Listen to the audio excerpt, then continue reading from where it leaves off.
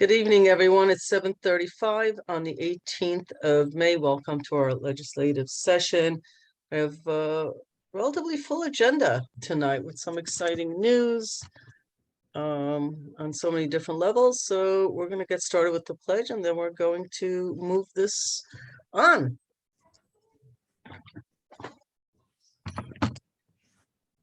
There we go. I pledge allegiance to the flag of the United States of America and to the republic for which it stands, one nation, under God, indivisible, with liberty and justice for all.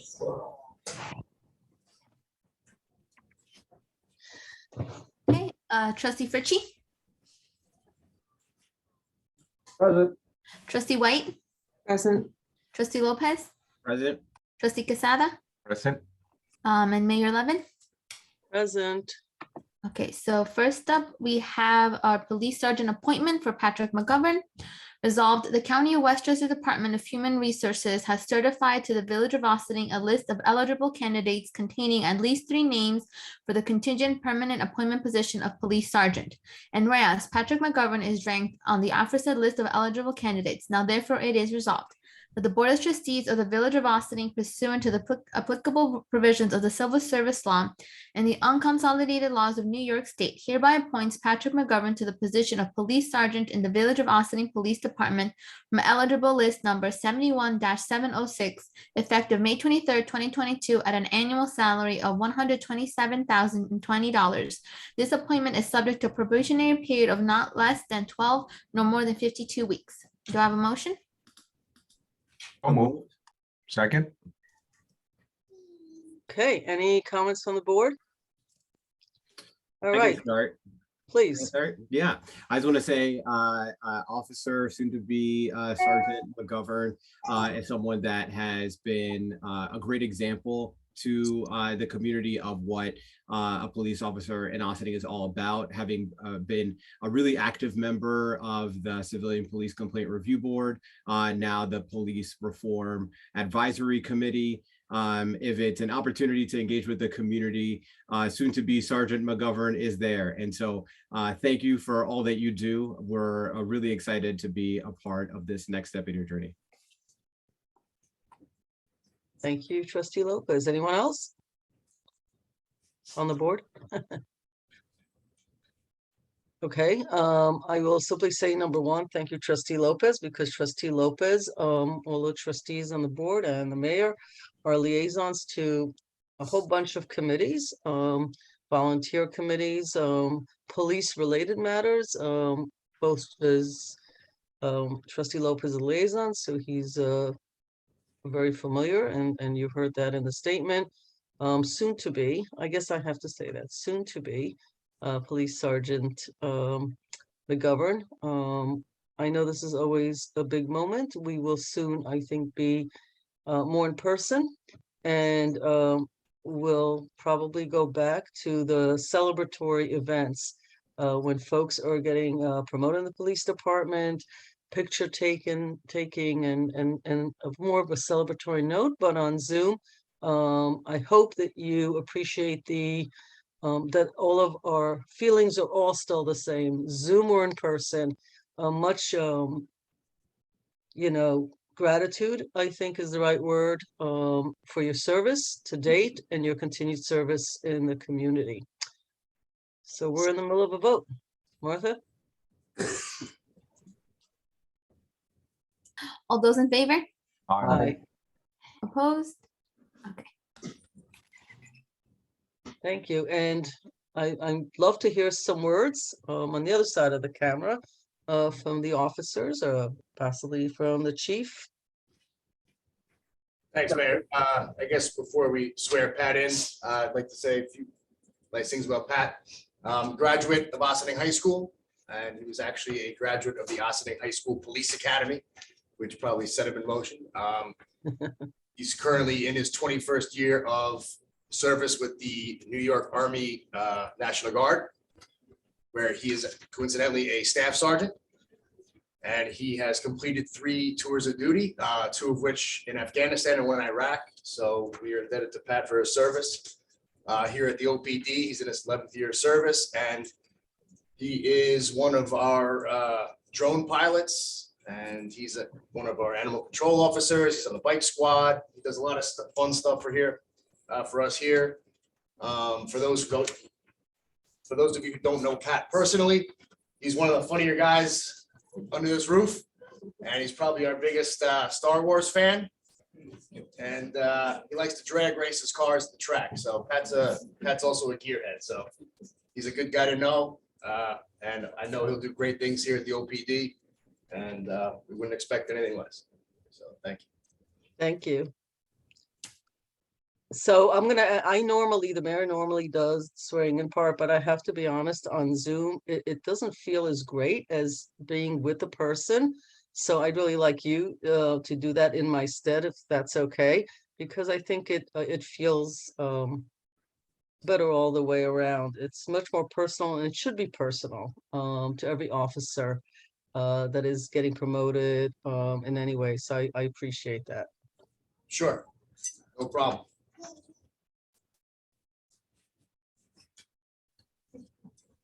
Just gonna have Pat's family come up here and meet us. Pat's joined by his wife, Lieutenant Legault, Police Department. So he's still outranked at work.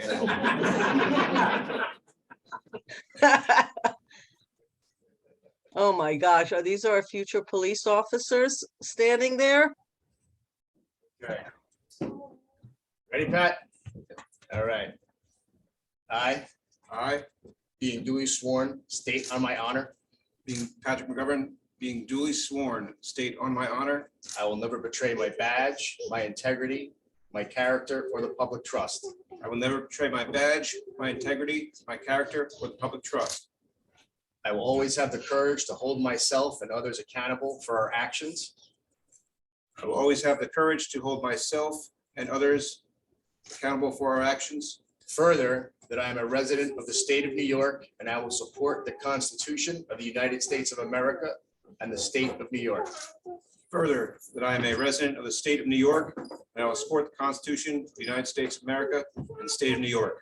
I will obey all the ordinances, rules, and regulations of the Village of Ossining, and will faithfully discharge the duties of the office of Police Sergeant in and for the said Village of Ossining, New York, to the best of my ability. I will obey all of the ordinances, rules, and regulations of the Village of Ossining, and will faithfully discharge the duties of the office of Police Sergeant in and for the said Village of Ossining, New York, to the best of my ability. Awesome. Congratulations, Pat. Thank you.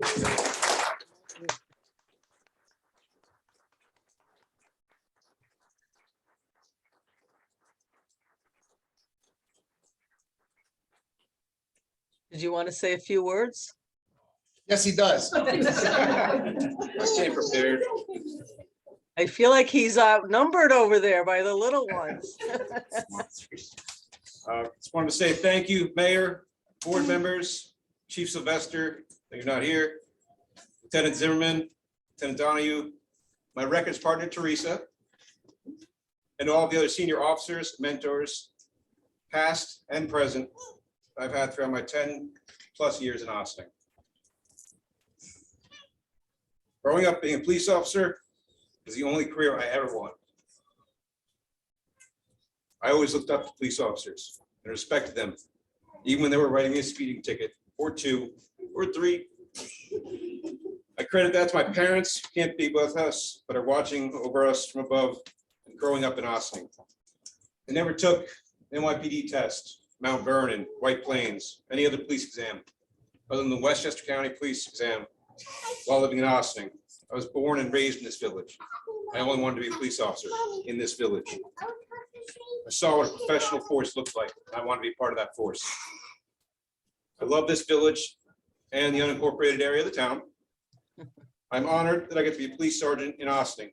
I say I get to be a police sergeant because I'm thankful every day for everything God has given me. A beautiful family. It's a career that I truly do enjoy. I don't wake up in the morning thinking, oh man, I have to go to work today. I wake up in the morning every day grateful that I get to go to work and try to make a positive difference the way citizens perceive police officers. I get to help people that are in need. And now with my role in sports services, I get to help make sure the officers of this department have all the tools they need to get their job done safely, efficiently, and professionally. Thank you, my family and friends, for coming out to support me, many of which were or are currently residents of the village. I really appreciate you taking the time out to be here. It truly means so much to me. Thank you.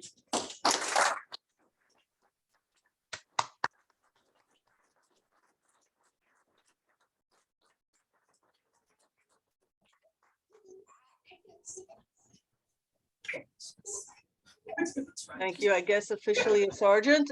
Is the badge on? John. Thank you, Mayor. Congratulations. I have to tell you, Sergeant, that I always get great joy when people use and delineate the difference between go and get.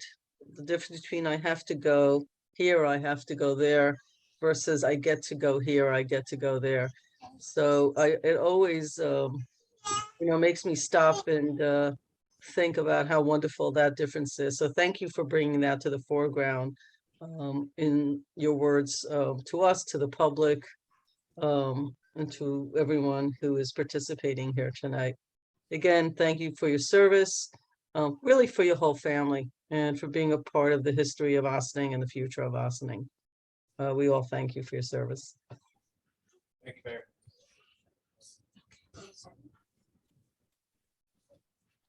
Okay. Well, that concludes our service for this evening. Thank you. Yes, I didn't know if we were done, so thank you for bringing an end. Yeah, I guess I'll join you guys shortly. And thank you very much. Have a good night, everybody. Thank you all. Good night. Okay, we have a public hearing. Martha? Yes, so we have a public hearing in the matter of the proposed honorary street naming for Neil Wolf. If anybody here would like to comment for the public hearing, please raise your virtual hand and we will bring you into the Zoom room.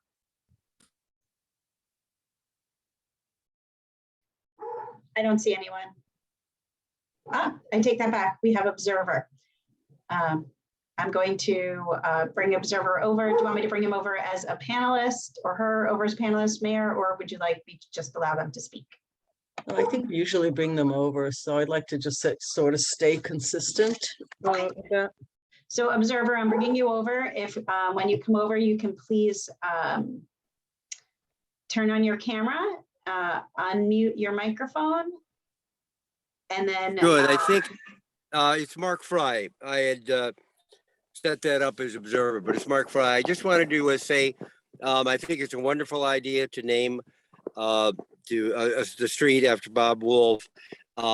It's kind of poignant. There used to be a lot of Army Navy stores and they were very, very important. I hope that Bob's continues to serve the residents of Ossining for many, many decades to come. But certainly he went through 50 years of Ossining history and deserves to be remembered with a street named after him. So I'll leave it at that. I'm all in favor. Well done. Great, Mark, just for the record, we usually like to have a person announce their name and then where they live. Oh, I'm sorry. I'm No, Mark. that's okay. And I live at 36 South Highland Avenue in the Squire House, which was built in 1872. So it's love the village and happy to see it moving forward in many ways. And there are always the cycle of life is, wonderful young people are born and some stalwarts who have served the village well for many, many decades pass along. So thank you. And it's Mark, it's Neil Wolf, not Bob Wolf. Bob Wolf Oh, I'm was somebody sorry. else. Bob Wolf was actually my former neighbor, but he's left town. But Neil Wolf is who we're talking about. Thanks. Thank you. Thank you very much, sir. Anyone else? Okay, not seeing any. Okay, then can I have a motion and a second to close the public hearing?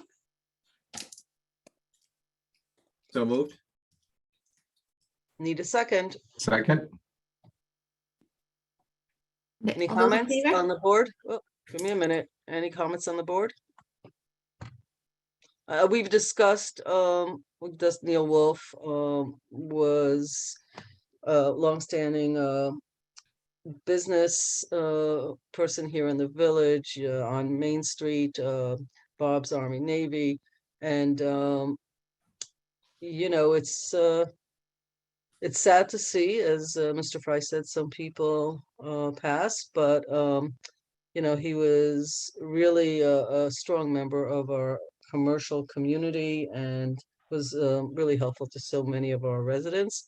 So I think we are ready to move to a vote. All those in favor? Aye. Aye. Opposed? No. Okay, next up, we have mayors and trustees announcements. Great, thank you. Any announcements, folks? I can go. Okay. Yeah, so one update that I wanted to give was, I have two updates. One is I was recently nominated and then interviewed, and so soon, hopefully, it'll be ratified to join the Westchester County. Let me get the full name right.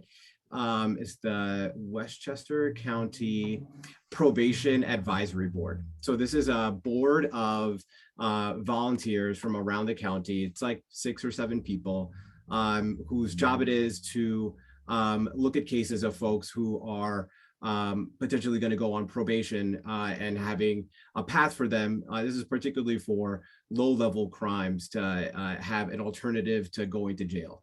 And as someone that has gotten to learn more and more about criminal justice in this work, being a part of the previously mentioned bodies, I am really proud to be able to represent Ossining at a county level and to learn more about how we can continue to improve our criminal justice system. So thank you to the chair of the Westchester County Board of Legislators, our own legislator, Catherine Borgia, for the nomination, and excited for that to be ratified soon.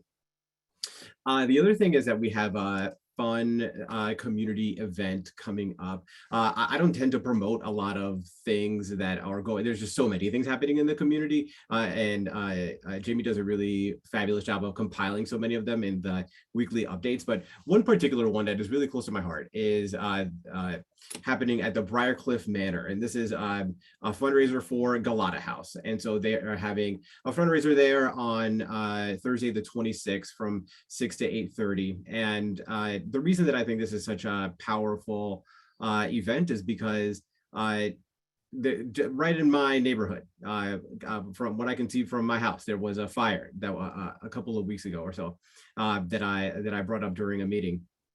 And immediately, Galata House and others got to work supporting those families. Right after our first responders are there, ensuring the safety of folks in the community, organizations like Galata House are there, then saying, okay, let me help you figure out what's next. And so really proud of the work that they do, and hope that lots of folks are able to support them. And that's it for me. Great. Thank you, Trustee Lopez. And I can't officially say congratulations, but congratulations for being selected, and hopefully you're a shoo-in. So yay for Ossining for having you on a county level position, and that's going to be great for all concerned. Any other trustee announcements? I'm looking. Dana, no? Okay. I don't have actually a lot, also in line with my commitment about a week or two ago of noticing that when I was on vacation, these meetings took half the time than when I run them. So I will stay with minimal announcements. It is true. I think our website and many of our communications, mayor's message that goes on Tuesdays, social media, there's lots and lots happening. So we want to encourage people to tune into that. I will simply say congratulations. Yesterday was the election for Board of Education. Congratulations to those trustees that were selected by the public. Congratulations also for the library board. I was actually looking to see who's on this call. Is Althema on? Althema was on. I thought she was on because she was in the chat when I looked it up, but now I don't see her. I was She was going just to. there for Sergeant McGovern. Oh, okay. I was going to congratulate her. Well, I'll congratulate her anyway. For another term for the library, which is such an important part of our community. Okay, we're going to go to administrative reports, I think. Oh, wait, sorry, Mayor, one more. Oh, One you more got quick one. another one? Yeah, Okay. I just wanted to know, this was just so unbelievable to me. So there were, yesterday was the election for school board, and there were 2 positions that were open, and of the folks that were running, the person, Christine Mangiamelli, she was able to win that first seat pretty decidedly, but that second one was decided by just 3 votes. 3 Okay. votes. That's unbelievably close. That's like mind-blowingly close. So if ever there was evidence that your vote matters, go out there and vote. It was less than 1 hand worth of votes. Unbelievable. Right. Oh, thank you for bringing that up. That's true. I read it sequentially, thinking it was done that way, and realized it wasn't. Then when I looked at the number, I was, oh, whoa, that is close. So if any of you didn't go and vote and it didn't turn out the way you wanted to, well, there it goes. So, and for those of you that voted, even if it meant being late for work that morning or whatever, good for you, because it all does matter. So thank you for bringing that to everyone's attention. Appreciate it. And the school budget was also passed, really, I think, in a big number with the support of the community. That's not always the case. I was happy to see that as well. All righty, we are going to go to administrative reports. We're going to start with Village Manager Karen Diatori. Good evening. Thank you, Mayor. Good evening, everyone. So we have a lot going on, but one of the most important things is you can log on to the village website right now and you can provide your comments for Project Mover, which is our pending e-bike grant. And you can also provide your comments for the Downtown Revitalization Initiative. And we also have applications for the COVID project, which is a way that you can document your experiences through COVID and make that essentially a part of history, living history, so that years from now, people can look back and really fully comprehend or fully understand or try to understand what happened in the village of Austin during these pandemic years. So all those links can be found on the website. So we encourage your participation and your input. We hope that everyone village-wide and beyond puts in their input. Our Passport Parking app is growing in popularity, and we're seeing a lot of uses, especially on Saturdays, and we're excited to expand the program over the coming months. We will be bringing forth a local law in early June that will enable the app to be used in the Main Street lots and the train station for daily parking. And we really want to, I really want to thank Maddie Zahach for her work on this, the police department, the clerk's office, and Stuart and Jaime for the work they're doing and they did to decode all the old section, block, and lot numbers at the train station to make all of this possible. And of course, Jamie Hoffman for making sure everybody knows what's going on and getting the word out. A little while back, Austin was the indirect recipient of a $125,000 grant from New York State DEC, and it really was a town village initiative to build on the work done during the fall of 2019 that was done by the Cornell Adaptive Design Studio. And if you remember, landscaping design students created a whole range of visions and options that we might want to incorporate along the waterfront to mitigate from flooding and stormwater damage over the next several decades, and just an advanced planning exercise. So the second phase of that is a team from HDR, which is an environmental engineering firm, has been meeting with the village and town staff bi-weekly to understand the current uses of the waterfront, as well as to learn about the community's hopes for its future. And while the public meeting big public meeting is still a while off, public engagement has begun in earnest, and starting at Earth Day with a survey, which can also be found online at greenossining.org. So another way for you to provide valuable input to to inform the projects and the planning that's going on for the future of Ossining. Please make sure that that you do this before the end of the month. This is due on the 31st, and it's important. Again, the more people weigh in, the better the planning, and ultimately, in this case, the more resilient the riverfront. Continuing on the environmental theme, we got some unexpected good news last week when we were contacted by our Clean Energy Communities partner that we had passed another milestone in our quest for a cleaner, greener Ossining. Back in 2020, the village worked with Sustainable Westchester on 3 community campaigns where we worked with the town of Ossining, Green Ossining, and the Briarcliff Environmental Group to spread word about the affordable and accessible energy improvements for homeowners and renters. And while we got a ton of enrollment in the Grids Reward program, which is a free program, the other 2 campaigns required a financial commitment. So making improvements to your home using green technology. And while they were slower to catch on, they did catch on. And our building department has reported that as of February 2022, 14 village households pulled a permit to undergo clean heating and cooling projects in their homes, which makes us eligible for another $5,000 CEC grant, as well as clean energy community points. So special thanks to our code enforcement officer, Greg Rouse, for going the extra mile to provide this documentation, and to the entire building department for always being on the cutting edge of green knowledge. So a week before last, Stuart and I went to the NICOM annual meeting. That's the New York Conference of Mayors. There were many sessions and discussions ranging from the high price of free parking to community policing, climate change, code enforcement strategies, access to grant funding, and ways to foster diversity, equity, and inclusion with regard to community engagement and municipal staffing. So some of the key highlights was a session entitled Incorporating Behavioral Health into Modern Policing, which focused on highly successful programs in Albany, Poughkeepsie, and Beacon, where pairing mental health workers with police officers has led to more effective crime prevention and diversion programs that provide help to people in need.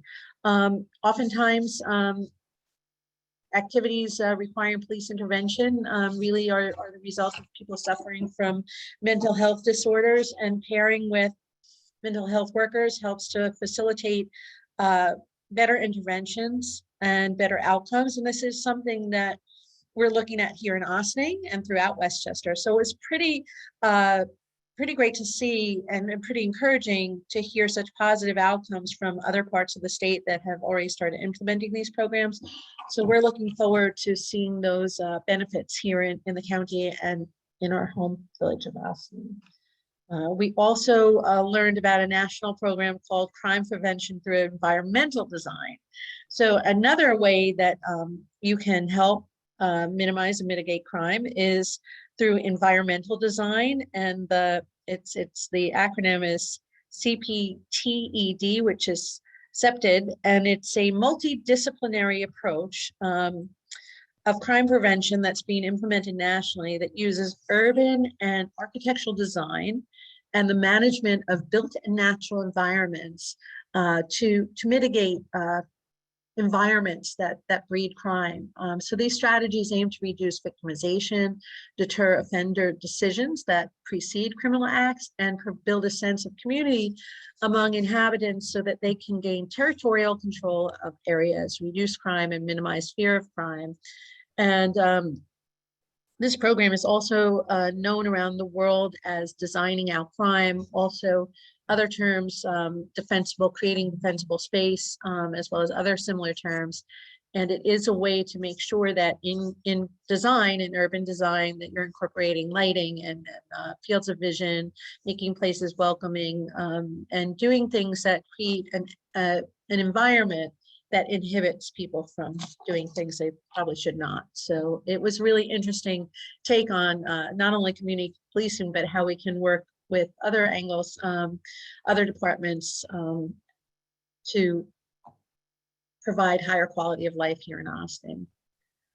It was also really good to see that the crisis of emergency medical services was discussed. And it was great to see that this somewhat silent crisis is getting more recognition at the state level. There are currently several pieces of legislation in play that would aim to define EMS as an essential service and provide EMS workers with healthcare and retirement benefits while establishing statewide plans and standards, ensuring training and quality assurance, and creating recruitment and retention strategies. We are very, very lucky to have a special district for our EMS, our ambulance district, which is paid through tax dollars. But sometimes we take for granted that we have this wonderful service. It does not exist everywhere. And it does put a burden on our service because they're often called to mutual aid calls in other municipalities that don't provide those services. So all of this legislation is a way to make sure that we can hire and retain good emergency service workers, that they are given the benefits that their job warrants, and that there is equity in terms of coverage throughout the state, and that all municipalities are working to provide those resources, which are not, no municipalities are obligated to provide at this point in time. There was a session on climate leadership and the Community Protection Act. And this calls for, this is a statewide act calling for significant reductions in carbon emissions, 40% by 2030. And right now there's a scoping plan that has been released for comment. And you can comment on the scoping plan through June 10th, 2022 by going to climate.newyork.gov.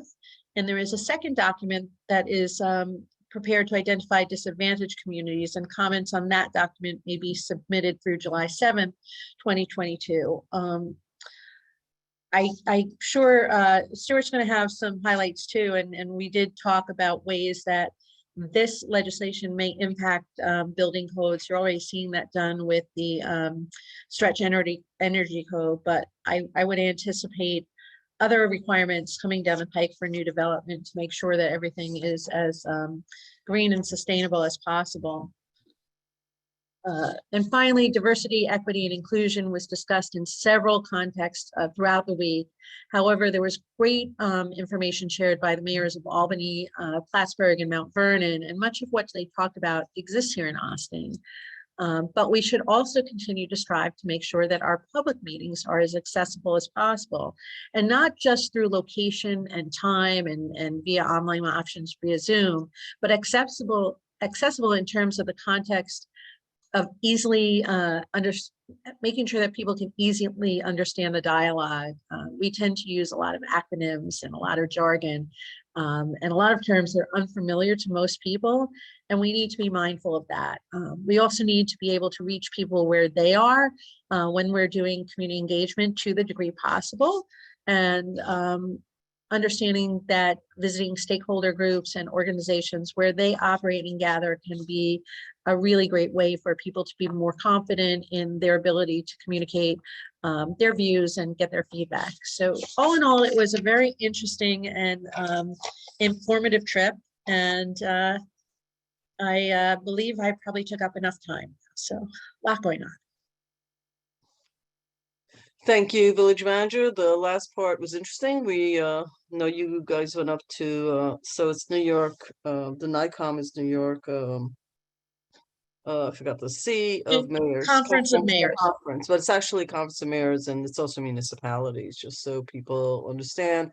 There is no sort of blue book, green book, red book, black book, doesn't really matter to how one becomes a trustee, how one becomes a mayor, what people do. And this is an organization available that actually is tremendously helpful in its conferences for mayors, trustees, villages like ours, and municipal leadership, because it really adds uniformity to what we learn. It has a legal department. It's really interesting and is very helpful. So I appreciate some of these highlights. I just couldn't hear from in the last part from Westchester. Is now Vernon the only one that presented?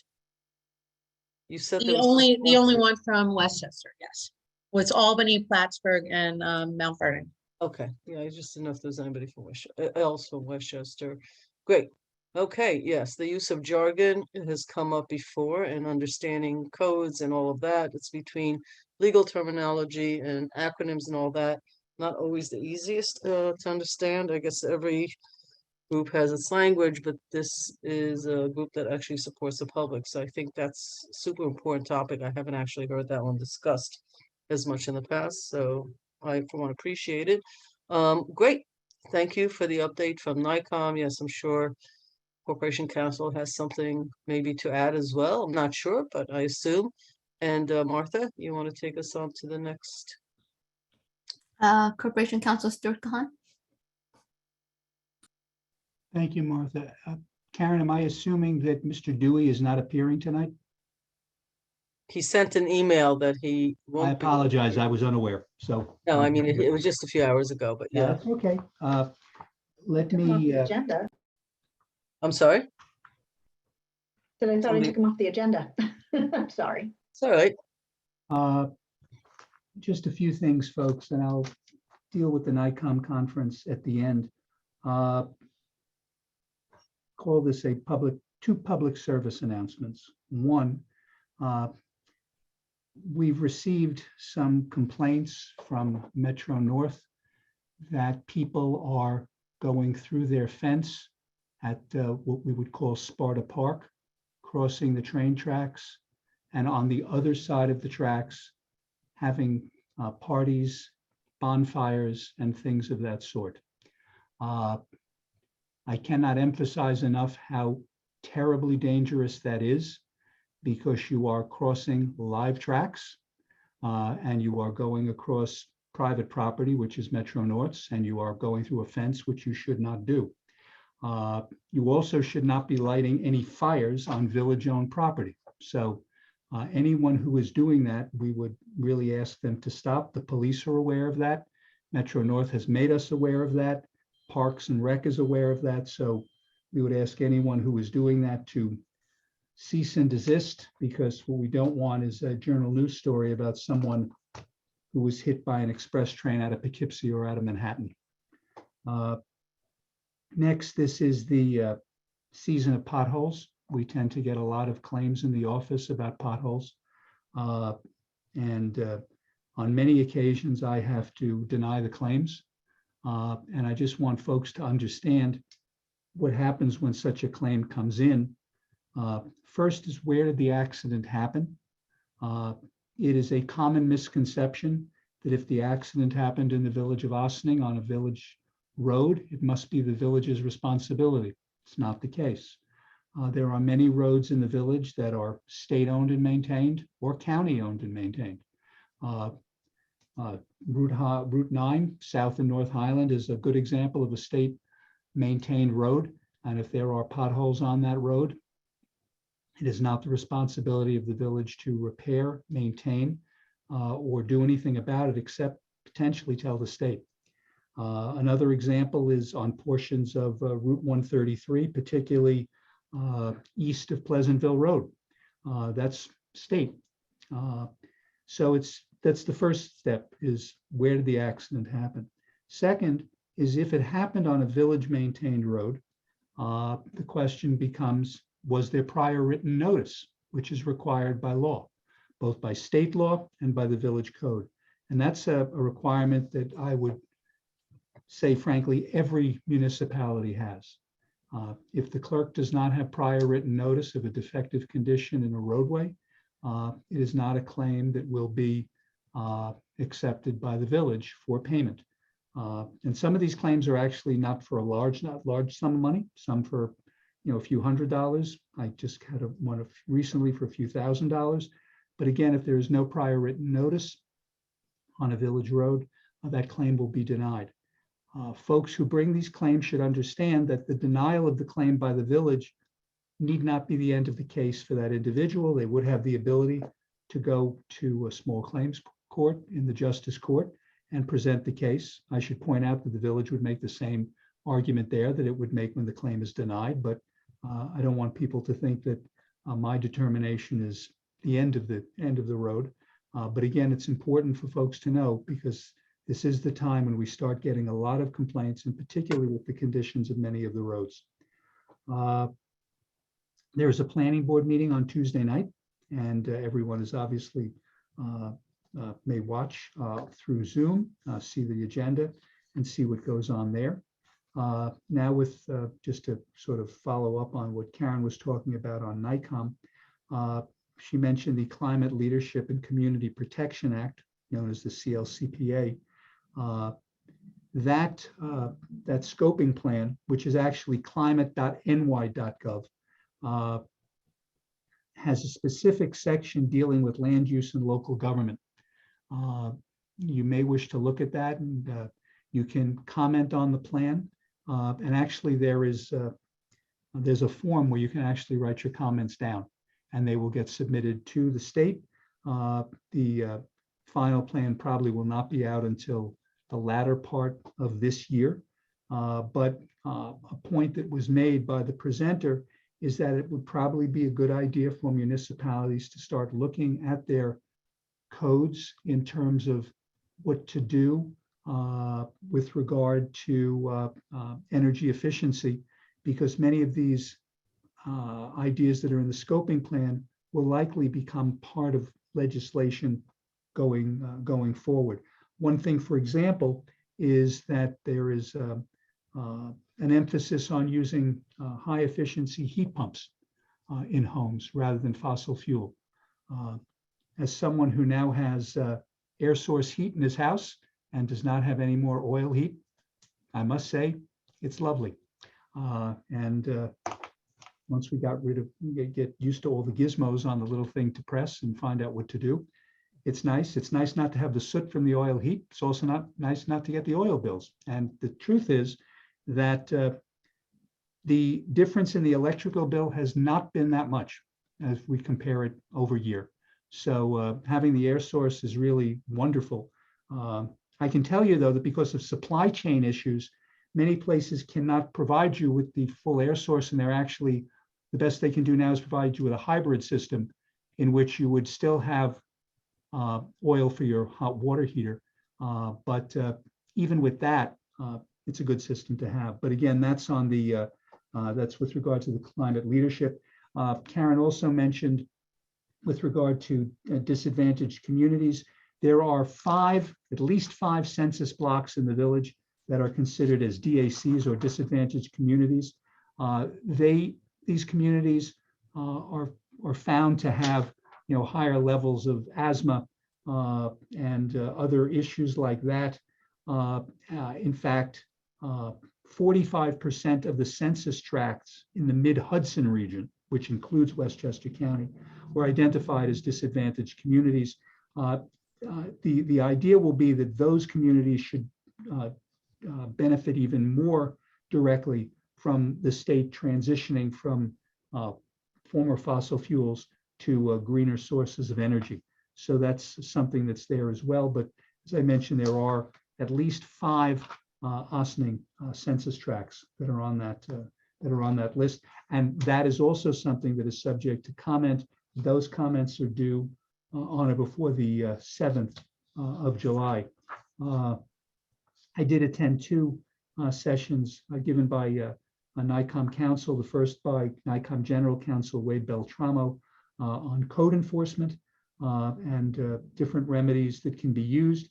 We discussed some recent changes that have been made to the state requirements, which include different types of entities that now will require operating permits. As relates to the village, the most obvious will be food trucks. Now must have operating permits and must be issued by the municipality where the food truck operates. So that will become a big job. And it's something that we've been talking about internally in terms of how to work that. We're already being told by the county that when food trucks apply for a license from the county to operate, they must have a local license or a local operating permit. So we're already beginning to see that happen through that process. I also attended a session given by John Mancini, who's a counsel at NICOM, regarding gifting of public resources. We've talked about that a lot on many different occasions. The key issue is obviously what is the public benefit? Interestingly enough, if a donor gives a gift to the village, and let's say it's a gift of cash or some money, that donor can actually direct where that gift goes. And the municipality is obligated to abide by that request. We recently had a gift to the aquatic program, and so that money would go to Parks and Recreation for the aquatic program, not for anything else. But they talked about retroactive salary increases and how those are generally not considered appropriate, and that any salary increase, and this particularly came in the consideration during the COVID period, would be something that's prospective, and the issues with regard to bonuses, issues with regard to holiday parties. All of this comes up every day, and it's nice to have the NICOM folks as a valuable resource. There is another NICOM program coming up in the second week in June, which deals specifically with property issues. And I know a number of folks from the village, both a board, some of our land use boards, and from staff will be attending that conference, which will be held up in Syracuse. And tonight's agenda, we've already said, is a busy agenda. We've already had one public hearing. We're going to be calling for another public hearing. There will be a resolution adopting local law, what will be local law 2, relating to electric bicycles and bicycles with electric assist and electric scooters. And I do want to thank the board for essentially helping us expedite that process so that we can have it done before the 1st of June. And there is a resolution for the cabaret license for the boathouse. And you may have seen there is a resolution for another declaration of a vehicle as surplus. In this case, it's the 2001 LaFrance pumper from the OFD. I'm pleased to say that we received an offer of $30,000 for that pumper, and that will that offer will take place at the time that new stuff comes in, but probably within the next month or so. So we're very pleased about that. Thank you. Thank you, sir. I just a lot there, and I appreciate it. And I just want to comment about the potholes. Big topic. I get lots of email about that. And it does come up this time of the year, although I don't know, lived here a long time and it just feels like this year is worse than any other year. Regarding the roads and who they belong to, it isn't so, and that misunderstanding or lack of understanding that even though a road sits in the village, it doesn't belong to the village. To put it more precisely, it isn't that we're not responsible for those roads. It's actually that is, I think, legally correct. The issue is we're not allowed to fix roads that do not belong to us. It's not an option. We're not allowed to go onto a state road, even if it's 100 yards of a state road and the other 2 pieces belong to the village. We are not permitted. It would be the equivalent of you going out to your neighbor's property and fixing something there. You may want to do it. You're not allowed to do it. And so we do try to explain to people that the roads in the village, actually, there's a lot of work being done, paving, milling, all sorts of work is being done. The reality is that Route 9, parts of 133, 134, I mean, I can go on. There's also Con Ed work being done. And there too, there is a plan by Con Ed and how they're supposed to fix it. We can't, even if we wanted to, and it is not, as some people suggest, that we should spend more money. That's not the issue. We have budgeted lots of dollars to this, understanding what it feels like to try to go get your kids or visit someone in the hospital and have a tire blown out because of a pothole. We get it. We live here. We're in the same boat on this, but we do want to reiterate that many of the village roads have been scheduled, are being scheduled, being worked on, not all, but many. But we are not allowed to go onto roads that belong to either the county or the state. And we have called the representatives, as all the residents in this community are equally encouraged to call their county representatives and their state representative, whether it's Elijah Reichland Melnick or Sandy Galoff, and share with them your pain and get them to do more work. Although I will tell you, having spoken to them, they are working hard with both Con Ed and trying to get us in the right order to get some of the potholes fixed and some of the roads fixed. So I just wanted to make sure people understood that, because there's still, no matter how many times we do try to educate, you know, we are still getting asked whether it's probably the number one question I used to get about complaints about taxes, but this has actually become the number one question. So we want to reiterate that for the public. And Martha, I think we're on to the next presentation. Sure. Police Chief Kevin Sylvester. Uh, He's not here, so I'm so sorry. What is your name? Sorry. Lieutenant Zimmerman, Aaron Zimmerman. Lieutenant Zimmerman, if at all possible, it would be helpful if you change Kevin Sylvester's name off of the gallery, because this is being recorded, it's for public record. And while many of our constituents know the chief, it's your face and his name.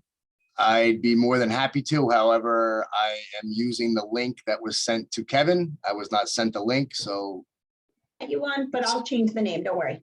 Okay, I need it for the not record. possible for Somebody my. will, no, we can do it. It's just, you know, 6 months from now, somebody's gonna wanna look at it. It's gonna get all confused. So go ahead, sir. Debatable, but nonetheless, I Thank can't do it on my end. So, okay, from what I have to offer here, we're continuing with ongoing training. We just finished defensive tactics and firearms training, and we're getting into taser training as we move on. We have a Trucks and Treasures event this Saturday, the 21st. The detective division secured a conviction in a sexual assault case, which was a pretty big deal.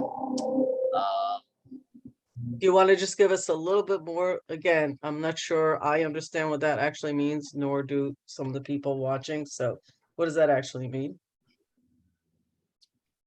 There was a sexual assault case that had come to our attention. It was investigated and brought before the county Supreme Court, and a conviction was obtained. I know it sounds simplistic. I just wanted you to slow down, because, you know, it's people don't necessarily, it's somebody here in the village and they were found guilty, right? Correct. Okay. So there's a lot of work involved by detectives as they go through a process, making sure all T's are crossed and I's are dotted.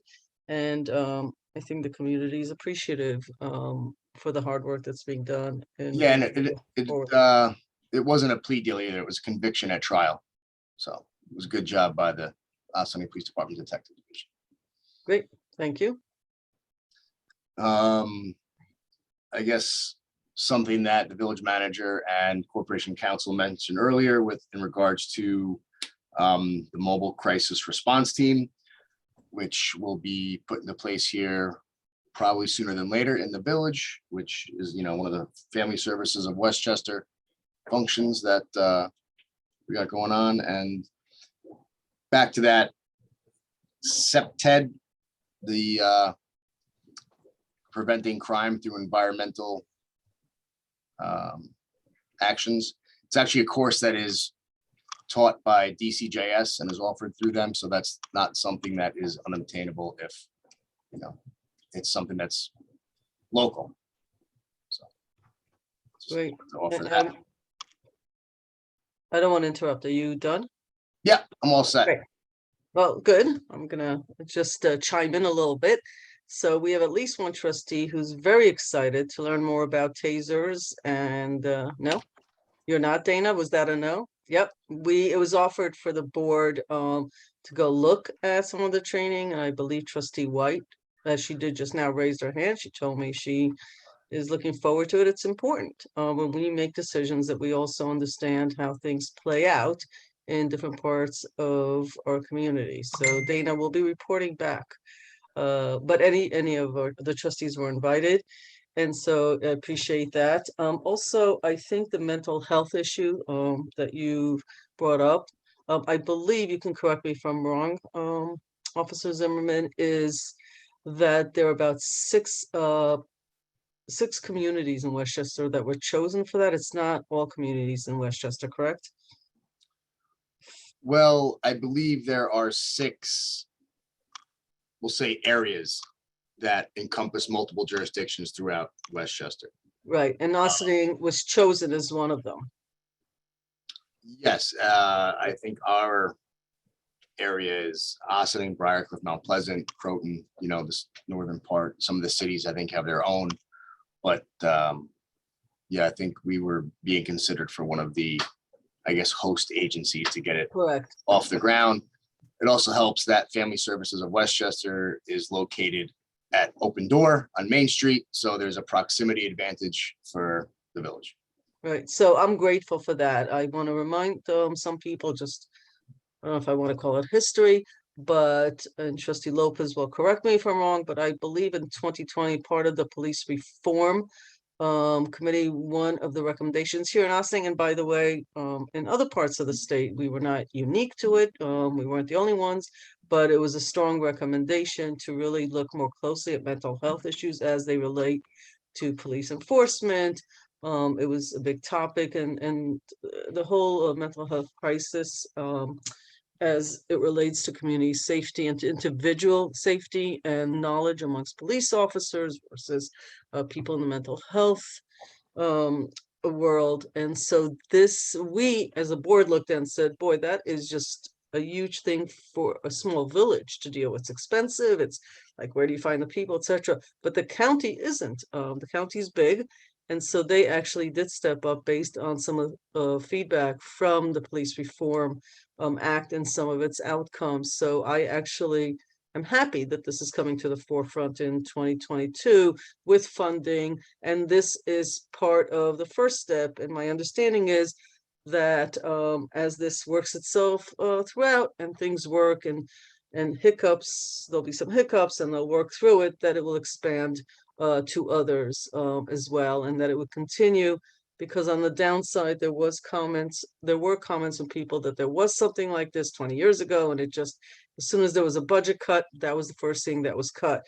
So I'm hopeful that we've learned from those times, and that the county will pursue this hand in glove with a municipality like ours. I'm excited that we get the benefit of that work. I say this, and if anybody wants to chime in or correct me or edit, please do so. But I think that that's the overall theme of that. So Officer Zimmerman, I didn't want to take away while you were talking, but I did want to chime in with that footnote.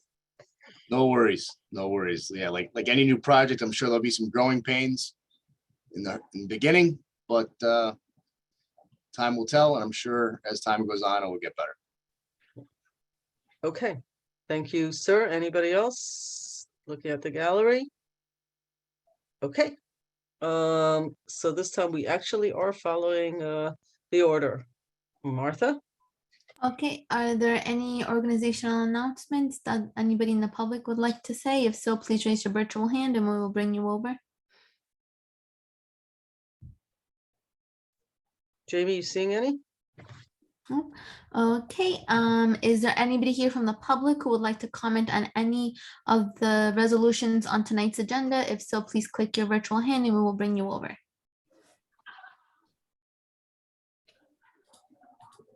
Nope. Nobody. Thank you. Seeing no one, we go on to our village board resolutions. Approval of minutes, May 4th, 2022. Resolved that the Board of Trustees of the Village of Ossining hereby approves the minutes of the May 4th, 2022 regular meeting as presented. Do you have a motion? Second, Comments? Martha? All those in favor? Aye. Opposed? Approval of voucher detail, May 18th, 2022. Resolved that the Board of Trustees of the Village of Austining hereby approves the voucher detail report dated May 18th, 2022 in the amount of $590,115.73. Do I have a motion? So move. Second. Comments? Thank you, Dale, as always. Say that again? Now we just said thank you to Dale, as always. Yeah. And Dale, I would like to, as we go forward, I know Manny does a lot of the line by line reviews of that, which is great. I know there's more and more, and it was mentioned earlier, supply side shortages, there's oil pricing increase, et cetera, I'm hoping that the board's going to be made aware, not after the fact, but as it's happening, if some of the numbers and line items start really getting crazy. So just asking that that be done, not after the fact that, but in real time, as we see some numbers move, so we don't get caught shorthanded. And it doesn't matter to me that, oh, there's still money in the budget. That's not actually the point. The point is to really make sure that we are looking at line items as things happen, and that we become well informed about where some shortages. We may opt not to purchase certain things and do certain things, and opt where there might not be a shortage of equipment or prices, etc. So just appreciate that, because I know that Trustee Quesada will be on top of this as it happens. Just a point of clarity, Mayor. Yes, sir. I believe I have a voucher in this, so I will be abstaining. Right, Dale? Am I in there? Yeah, okay. You do? Great. Okay, so you are abstaining on it. I just didn't hear the end of it. Thanks, Bob. Yeah. Okay, folks. Anybody else? Thank you. All those in favor? Aye. Aye. And then abstain from Trustee Fritchie. Okay. Correct. Thank you. You're welcome. Call for public hearing, application for a density bonus in the downtown overlay district pursuant to Village Code sections 270-15.1 E5C and 270-54, whereas by letter dated March 21st, 2022, OVO2 LLC, the owner of 31 Cortland Avenue, 89.19-2-59, requested a density bonus from the Board of Trustees for the property located in the VC Village Center zoning district in the downtown overlay district. And whereas Village Code Section 270-15.1 E5C provides when an applicant seeks the density bonus described in Table E3, the Village Board of Trustees may grant a density bonus by special permit, provided that the applicant demonstrates compliance with the standards defined in Section 270-15.1. The required fee is paid to the Community Benefit Fund. The Village Board of Trustees shall set the fee required for the density bonus, which fee shall be published in the village's annual fee schedule. The Community Benefit Fund may support the needs of the village to support parking, civic spaces, schools, or other legitimate public purposes as defined by the village. The density bonus shall not be granted if it shall result in the demolition of a building that is considered in contributing building in the downtown Austining Architectural and Design District. And whereas pursuant to Village Code Section 270-54A, the application for a density bonus was referred to the Village of Austining Planning Board for its recommendation. And whereas on May 6, 2022, the Village Board issued its recommendation letter to the Board of Trustees, and whereas pursuant to Village Code Section 270-54B, the Village Board, upon receipt of the report by the Planning Board, shall within 62 days of such receipt conduct a public hearing. Within 62 days thereafter, render its decision unless the applicant waives the time requirements of this section. Now therefore be resolved that the Board of Trustees of the Village of Austining hereby calls for a public hearing to take place at 7:30 p.m. on June 1st, 2022 to consider the application by OVO2 LLC for density bonus pursuant to Village Code Section 270.15.1 E5C, and be it further resolved that as a result of the continuing state of emergency contained in Executive Orders 11, 11.1, 11.2, 11.3, 11.4, and 11.5, and the associated modifications and suspension of laws, including the open meetings law, the public hearing will be conducted remotely via the Zoom platform, and be it further resolved that for those individuals who want to watch and/or participate in the public hearing remotely, the following contact information is provided. Do I have a motion? So moved. Second. I think we discussed this quite a bit in a work session. Are there any other comments? I have none. Okay, and in the agenda, for anybody who needs it, there's a link to the narrative, et cetera, et cetera. This is something we added, 2-3 years ago, where people can actually click through, get the information they need. It stays up there. so that it informs the public of some of the details behind decisions. We're in the middle of a vote. Martha? All those in favor? Aye. Aye. Opposed? Okay. Resolution declaring certain village-owned vehicles as surplus. Resolved that the Board of Trustees of the Village of Austining hereby declares the following vehicle as surplus equipment and authorizes its disposal in accordance with the New York State law by sale or otherwise as is. Do I have a motion? So moved. Second. Second. Comments? All those in favor? Aye. Aye. Opposed? Okay. Adoption of proposed local law for 2022 as local law 2, 2022, a local law adding a new chapter 83, bicycles with electric assist and electric scooters, and amending chapter 255, vehicles unlicensed of the Village of Austining Code. Whereas the Board of Trustees of the Village of Austining Village Board has been considering the adoption of proposed local law for 2022 titled a local law adding a new chapter 83, bicycles with electric assist and electric scooters, and amending chapter 255, vehicles unlicensed of the Village of Austining Code. And whereas a proposed local law would regulate the use of bicycles with electric assist, and electric scooters within the village, authorize the operation of a shared bicycle with electric assist system, and restrict the operation of certain unlicensed motor-driven vehicles in the village. And whereas a public hearing was conducted on May 4th, 2022 at 7:30 p.m. via the Zoom platform pursuant to Chapter 417 of the laws of 2021 and Executive Order 11.5, affording the public the opportunity to comment on the proposed local law. And whereas the public hearing was closed on May 4th, 2022, and whereas there are no impediments to approving proposed local law for 2022 as local law 2, 2022. Now therefore be it resolved that the Board of Trustees of the Village of Austining hereby adopts proposed local law for 2022 as local law 2, 2022, and directs that said local law be filed and or distributed in accordance with applicable law. Do I have a motion? So moved. Moved. Second. Comment? Oh, sorry. Comments? Again, we've been discussing this a lot.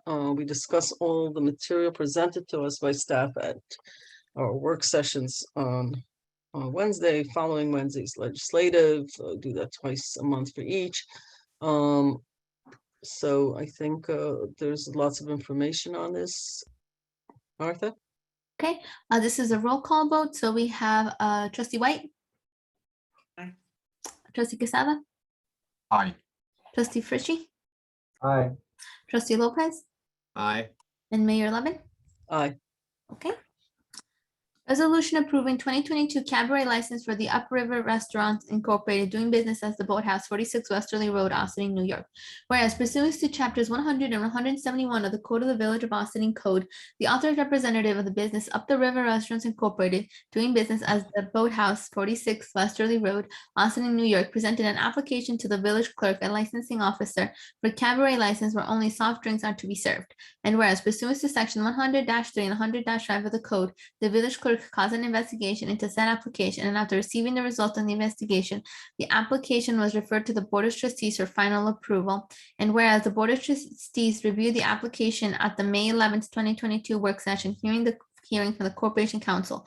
Now therefore be it resolved that pursuant to the code, the Board of Trustees hereby approves a cabaret license for 2022 for Up the River Restaurants Incorporated doing business as the Boathouse as follows. Up the River Restaurants Incorporated doing business as the Boathouse, days/hours, Wednesday through Saturday, 5 p.m. to 11 p.m., Sunday, 12 p.m. to 8 p.m., live music from solo acts up to 5-piece band and an occasional DJ. Do I have a motion? So move. Second. I have a question. Go ahead. It Mayor, says, Mayor, I just want to change something. The Yeah. reference to the soft drinks needs to Yeah. come out. I apologize. That was from the version for the bookstore. that was So, my question. I happen to know firsthand the Boathouse serves more than soft drinks. so that's why Trustee White, I'm making that change. Thank you. So the first paragraph would now read, whereas pursuant to chapters 100 and 171 of the Code of the Village of Austining, the authorized representative of the business Up the River Restaurants, Inc., DBA The Boathouse, 46 Westerly Road, Austining, New York, presented an application to the village clerk as licensing officer for a cabaret license. And whereas, so as so amended, I would request that this resolution be approved. So moved as amended. Second. Second. Okay. Comments? Except that I'm so glad the weather is nice, and once again, any opportunity to encourage people to drink soft drinks or otherwise, always good to, I think my family, who never gets dinner on Wednesdays, is down there as we're speaking. So always good to really support our local merchants. Martha? All those in favor? Aye. Aye. Opposed? Okay. Call for public hearing proposal local law 5, 2022 titled A Local Law Adding a New Chapter 206, Release of Balloons and Sky Lanterns to the Village of Austin Code.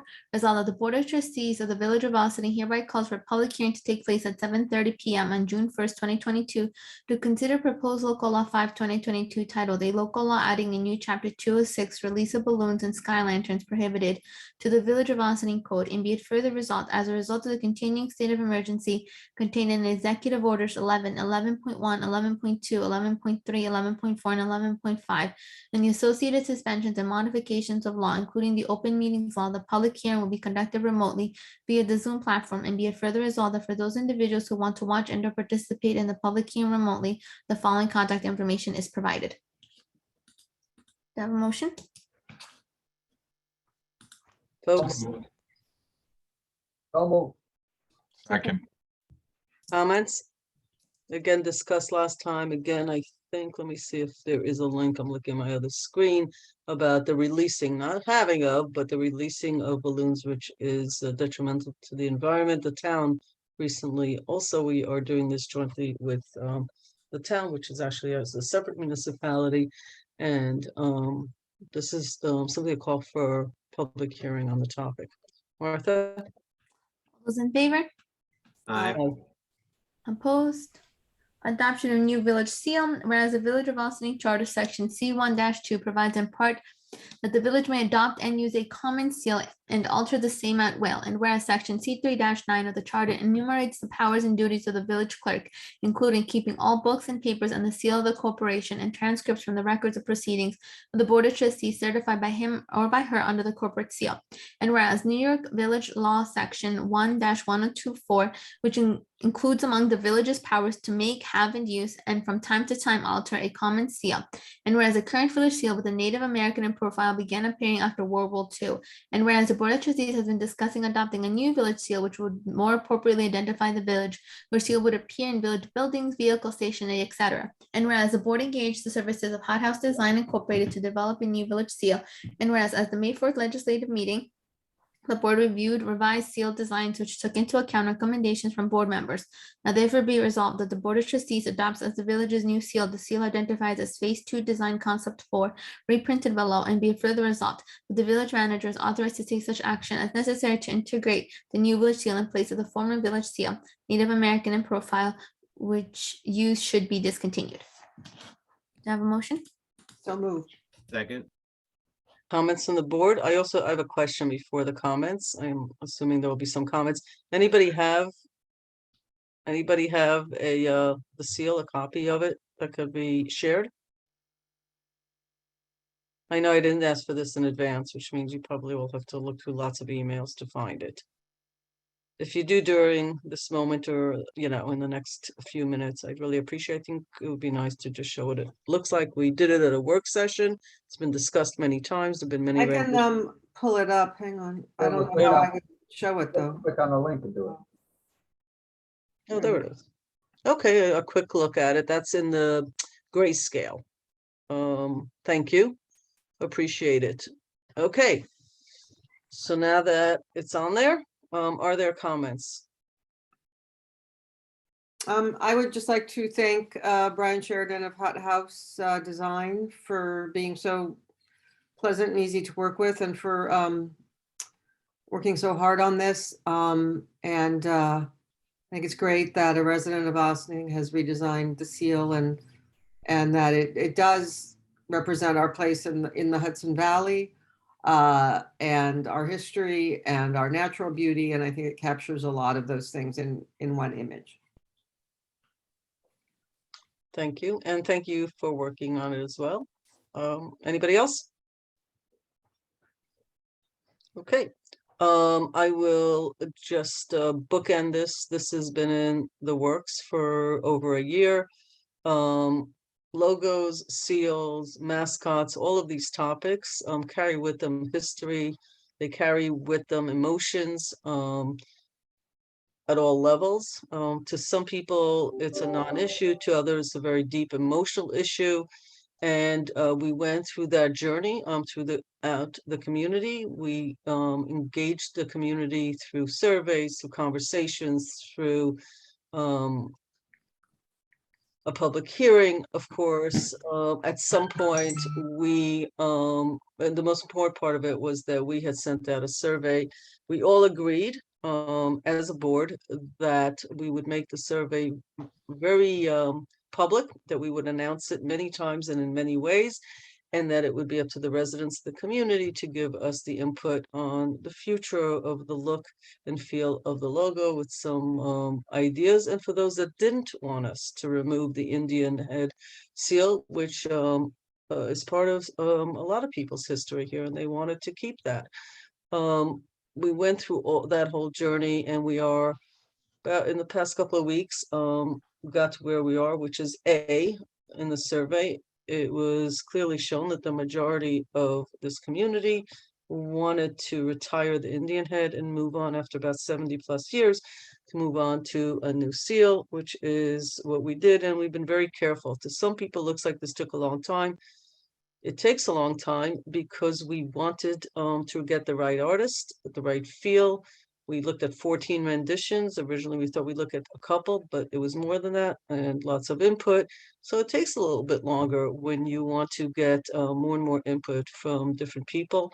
And so to Dana's point, we do thank the artist. He was a pleasure to work with. We own all the material. And the village also, the village staff now has to look at what they're replacing. We will not be replacing every plaque on every wall. It is, in our opinion, not a fair use of taxpayer dollars. Some of it is impossible. Some of it is bronze plaques that are inside, walls. I mean, we can't remove. We will keep them there for history and for the purpose of history, which I think is a good thing to remember. But the new seal, which will go on checks and contracts and the sanitation trucks and on some places where the old insignia can be removed, will be produced with the new seal. And over time, it'll cover almost 100% of the community, and the village staff will work hard to make sure it happens as quickly as they can make it happen. And we will budget for that as well. So I appreciate everybody's work and input. And some folks saw the seal in the grayscale. And if anybody has any comments? Okay, folks. So we will move on. I do have one more comment, which I'm very proud of this board, because in the middle of COVID and amongst many, many, many projects and applied for grants, we didn't put this on the back shelf. We continue to move forward on so many projects because they are all important to somebody, and important enough to sort of make it to our table. And this board was pretty adamant about keeping things moving, and the staff was obviously a prime player in making sure things move forward. So I appreciate everybody's work and hope the community likes it. And I hope this stays for many years and represents this community. And at a point where it doesn't, a future board will make that decision with the community that it serves at that time. So I think we're ready to complete the vote, Martha. All those in favor? Aye. Aye. Thank you. Opposed? Okay. Finance, establishment of 2022 improvements, Joseph J. Caputo Community Center, capital project from SAM grant funding and general fund balance. Whereas village management wishes to establish a capital project in accordance with the project resolution approved on May 4th, 2022 to establish a capital project for various improvements of the Joseph J. Caputo Community Center not to exceed $1,100,000. The project will be funded with state and municipal facilities grant funding of $500,000 and $600,000 transferred from general fund balance. Now therefore be resolved, capital projects and capital project budgets are established as follows. Do I have a motion? So move. Second. Comments? All those in favor? Aye. Aye. Opposed? Finance, capital budget adjustments, 2021 Snowden / West. Maybe for 1 minute. I don't want to stop the meeting. Manny, as deputy mayor, can you take over for the next few minutes, please? No problem, Mayor. You got it. Thanks. Finance, capital budget adjustment 2021 Snowden and Westerly RR Bridge water main replacement from debt financing sources and water fund balance. Whereas village management established a capital project in 2021 for a water main replacement at the Snowden/Westerly RR Bridge, and the rebid project exceeds the initial project budget of $700,000 funded from debt service.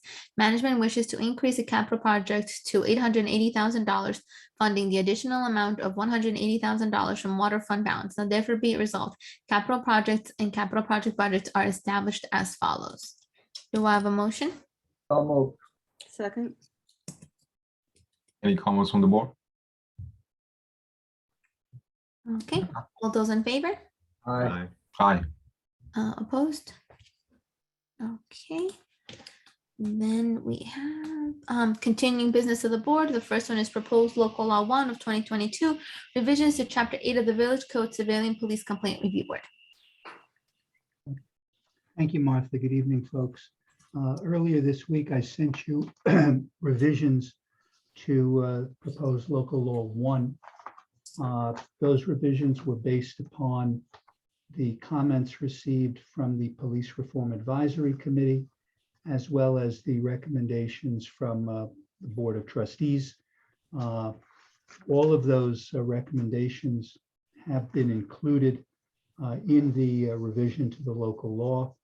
Let me just go through them so that board members can be aware. The board wanted the use of a third-party or outside investigator as a pilot program. So the local law now will provide that this pilot program will effectively be in place till December 31st of 2023. The mayor had wanted for a fiscal year. So since we're in the middle of one now, this would go into the end of 2023 to allow to have an outside investigator evaluate these complaints that would come in. So that would take it out of the role of the police department in terms of providing the investigation to the CPCRB. Basically what the language will now state is during the police reform and reinvention collaborative process, followed by discussions with the CPCRB and Police Reform Advisory Committee, the Board of Trustees heard about the need that investigations of complaints against police personnel be conducted by an outside investigator not affiliated with the Ossining Police Department. The Board of Trustees believes that a pilot program is warranted using an independent investigator for complaints against police personnel filed through December 31, 2023. The Board of Trustees reserves the right to extend the process detailed herein beyond December 31, 2023, or to otherwise revise the process. Therefore, from the effective date of this local law through December 3rd, 2023, the CPCRB shall review all written complaints pursuant to the following procedure. And then the procedure is laid out. There are some things that still have to be fleshed out, including actually who those investigators will be, what information will be provided, because there will be some issues certainly about providing information to a third party. So there will need to be obviously confidentiality agreements. So those are some things that still have to be worked out, and I think would need to be within the local law. But that is in here now. There was a request and a suggestion that the false statement language be, for want of a better term, toned down. That has happened, and it is now basically that the person is acknowledging that what they have written is to the best of their knowledge. This is to certify that the information provided in this complaint is true and correct to the best of my knowledge. So that's what would be in there now. The OPD, the CPCRB will continue to have 2 police members, but those police members will not count towards a quorum. They also will not be involved and will not attend the deliberations but they will be able to attend the rest of the meeting, including when there is a presentation by the investigator. So that will be there. With regard to locations for meetings, if the meetings are not going to be held remote, and they frankly can be held remote because the open meetings law would not apply, then they can be held at various government buildings, which would include the police department, potentially the operations center, recreation, community center, or and here at the municipal building. And we're also providing that complaints can be dropped off at multiple locations, clerk's office, corporation counsel, as well as the police department, because there may be folks who simply wish to do that. The law retains what was in the original draft, that the chair and vice chair will be appointed by the Board of Trustees, not by the CRB. We have also provided that there will be a representative from the town, from the unincorporated portion of the town, both a member and an alternate for the CPCRB. That person will be recommended by the town board to the village board for appointment. The representation by a member of the unincorporated town will last as long as the Ossining Police Department provides police services to the unincorporated portion of the town. So that would sunset if in fact the Ossining Police Department no longer provides those police services. And in that event, the village board would appoint individuals to fill those vacancies. And that is really all the recommendations. There is a provision in there with regard to reporting, which was in the original. It's a little less detailed, but does follow what is in the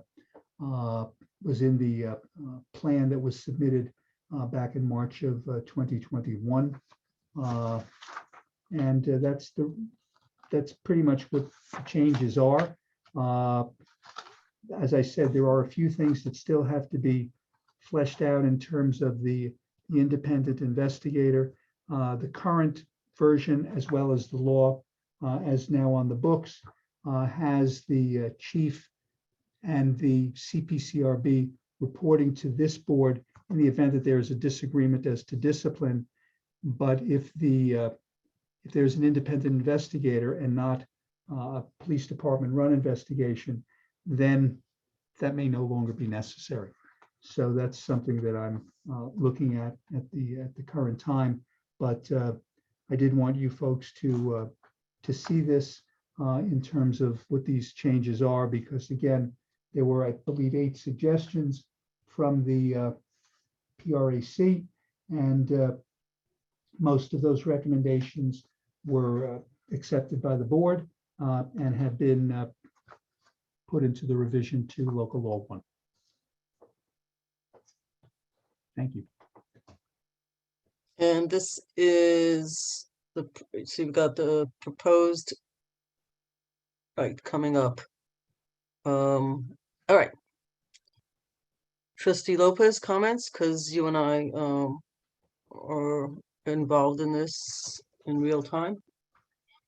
Yeah, I would just say that in this next phase of the work, we'll get comments from the public.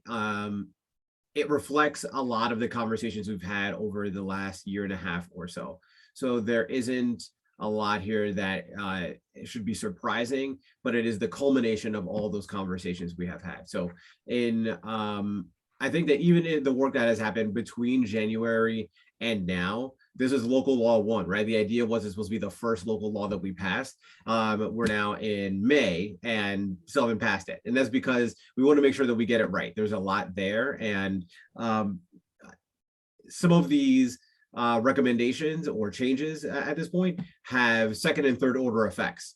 And we want to make sure that we are taking those into consideration and not just doing things willy-nilly. So thank you to the mayor, thank you to the PARC, the CCRB, the whole alphabet soup. I appreciate all of you. Let's get it done. Thank you. And also, this is from day one, the whole concept of police reform is a partnership between a number of players, residents, businesses, elected official, the police department and its members. And so hopefully this is moving in only one direction, which is a positive direction. So appreciate the work. Are there any other comments? Okay, so this was put in as continuing business, of course. Next steps, Stuart. I do want to just, as I said, flesh out a couple of things. I expect that at next week's work session, I will have a version of the local law that if the board is okay with, we can then call for a public hearing. Okay.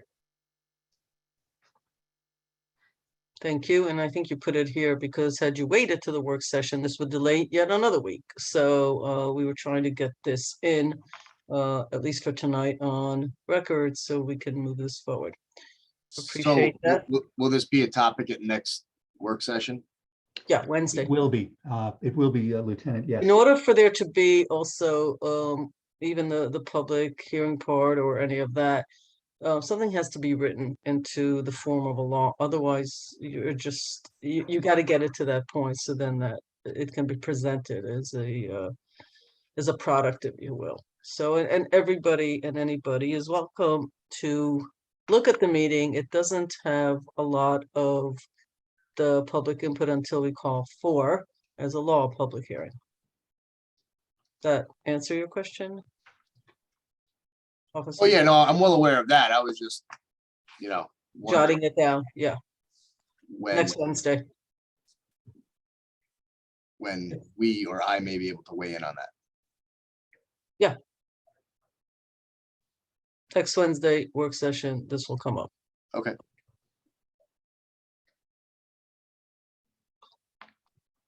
Martha? Okay, next up we have the DRI update. And who's doing that? Mayor, I'm happy to do it, unless you would prefer to. I didn't put this on. I asked that it be put on so that we just continue the conversation because there is, we should have been clearer. That's okay, I'm ready. I was a I can business easily major, not a update. communication major. I can easily provide an update. No, we both can. I mean, so there are three sort of players on the gallery that go weekly, twice a week, 5 times a week, who knows? Village manager and her staff. So it's the group, Dana White and myself, that meets with the state. And there are stakeholders from our community as well, representing small businesses. I guess a not-for-profit,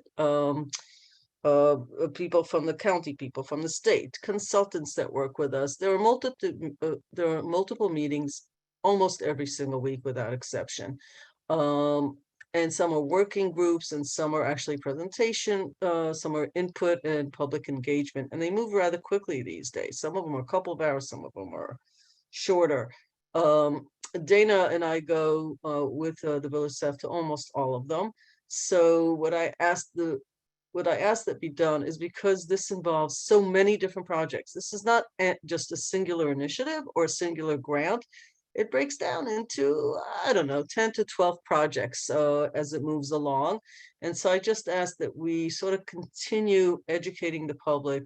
We could choose like one project or if something new has happened this week so that it doesn't get done only in a presentation like on a monthly basis or when it comes to the community engagement, but that it gets done, that it's fresh in our mind, and anything that the rest of the board knows that maybe the mayor didn't get to call everybody else and say, hey, this is what happened this week. There's an opportunity to catch up with everybody while we know we're all going to be together. So that's where we are now. I would just focus, Karen, on when the next community engagement piece and how that's working and which projects are, sort of, are the ones that we're looking at how we're prioritizing them. Okay, so we're going to be, the next meetings are set up for June 7th, June 14th, and the public meeting will be, so the next LPC meeting is June 7th. There will be a public meeting on June 14th. That'll be the next public meeting. These will all be in the evenings from 6 to 8 p.m. The LPC, which is local planning committee meetings, will be via Zoom, but the public meeting will be held in person at the community center.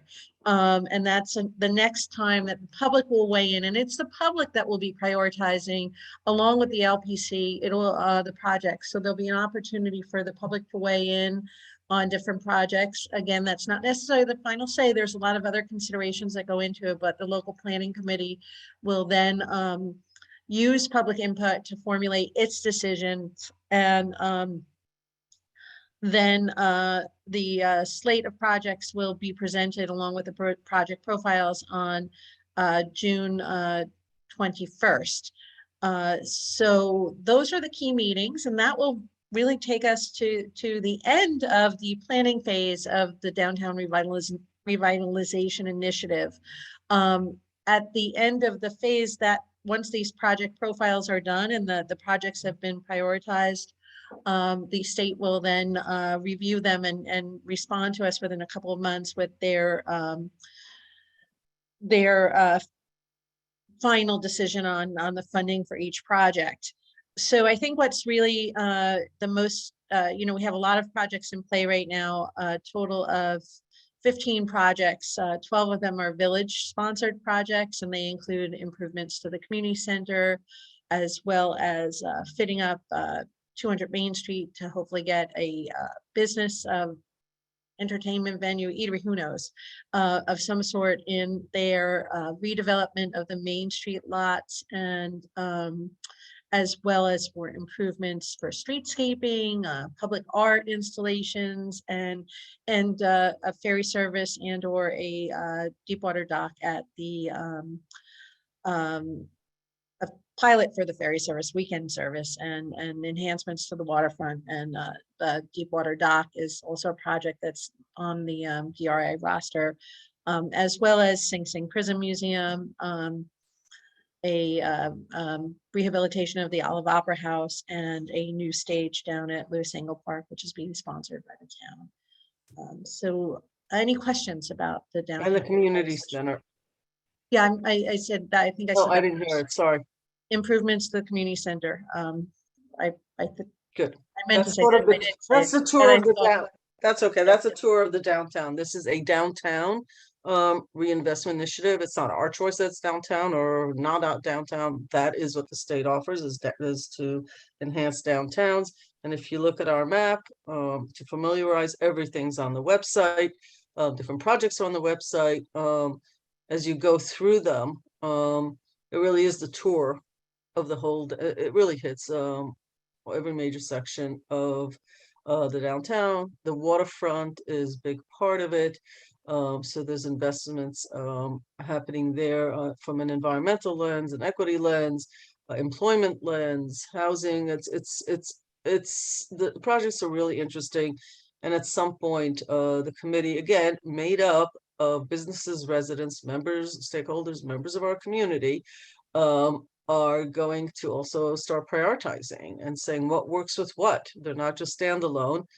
They look at it, they may or may not, but one of the ideas to look at is portfolio and see if how do they work together so they can leverage each other and leverage us for more grants, because while 10 million sounds like a lot of money on any one of these projects, some of them take up a whole chunk of that $10 million on their own. Thank you. I just want us to sort of keep this sort of on the short horizon so that we're talking about it, because it's a whole bunch of initiatives. It's not a single initiative. And there's a lot of work being done on this by our staff. It's not like you get all these extra hands. It's a lot of people you see in this gallery that make this happen, make this move. Any comments from the boards, questions, any of the projects? Okay, all righty. Martha? Okay. Excuse me, Karen, or Maddie, there was a resolution that someone asked me to prepare with regard to Market Square. That's correct. We have made revisions on the Market Square RFP, which is that's for the redevelopment of the Market Square lots. We do have a resolution so that we can issue that. I met with Trustee Quezada last week. We've incorporated his comments. We've incorporated Stuart's comments, and we've incorporated some recent updates that I emailed you about from the state. So if the board is comfortable, we can issue that by the end of the week. Okay, so that's what you sent us. It's not attached to this agenda. It's the email that was sent. Right. We are moving very quickly. Like there's a lot of moving pieces on, so it was a last minute addition to the agenda, but we had talked about this last week that we're going to need a resolution for this, and we did incorporate the feedback that we got from everybody. Okay, so you're posting this somewhere after this meeting? If the board approves the resolution, yes. Right. Okay. Anybody have any comments or questions? It was all in the email, so. Yeah, I just want to, I guess my only comment is I just want to make sure the board read what it was sent out. I know it was early today. You know, so if anything, I read it. I would like to reread it again. And if I'm the only one, you know, I'll go with the majority, but if we can call for a special meeting next week and give us a week to read and make sure everything that we have in there, because especially I would like to go back and read the state updates. Karen brought it up. What No. one of the things we could do, we can discuss this in executive session. Stuart, is it possible to do a resolution pending review? Why can't we just So wait just- for next week for a special? I I'm think out. you're on time I'm crunch. out next week, so I just wanted to sort of Karen, I read it. I just need to understand this better. I'm asking for a week, but if the majority of the board is comfortable with that, Hey, I'm Manny, okay with that as do well. you need the weekend, or can you have it done by Friday? I'd Let's like see to what have we- time to look at it as well. Okay, I got it, but okay, so if people more, but can we do it maybe by Friday? Or is that too short notice? Or you won't have time? I know that many of us have full-time jobs and stuff, so I understand the time crunch, I really do.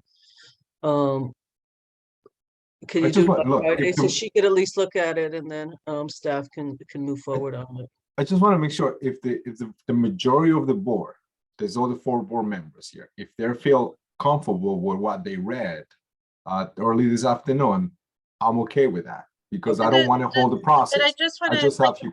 yeah, I so- just want to reread it. I don't have any additional questions. I just want to make sure I understand what, you know, I appreciate, you know, yeah, I everything that I understand. have asked, it was there. It was you and I that been, you know, we went over with emails. I just Right. want to make sure the rest of the board But understands. I just want to caveat any changes that were made we sent this out not last Friday, the Friday before. So like any changes that were made are very, if you've read the document, I'm happy during executive session to take you through the details of it. But any change, there weren't substantive changes. The body of the information essentially remains the same. We clarified the comments that you made, Trustee Quezada, with regard to making sure habitable space was delineated specifically for that site, with links to the overlay zone, as well as clear graphics and images from the work from WXY.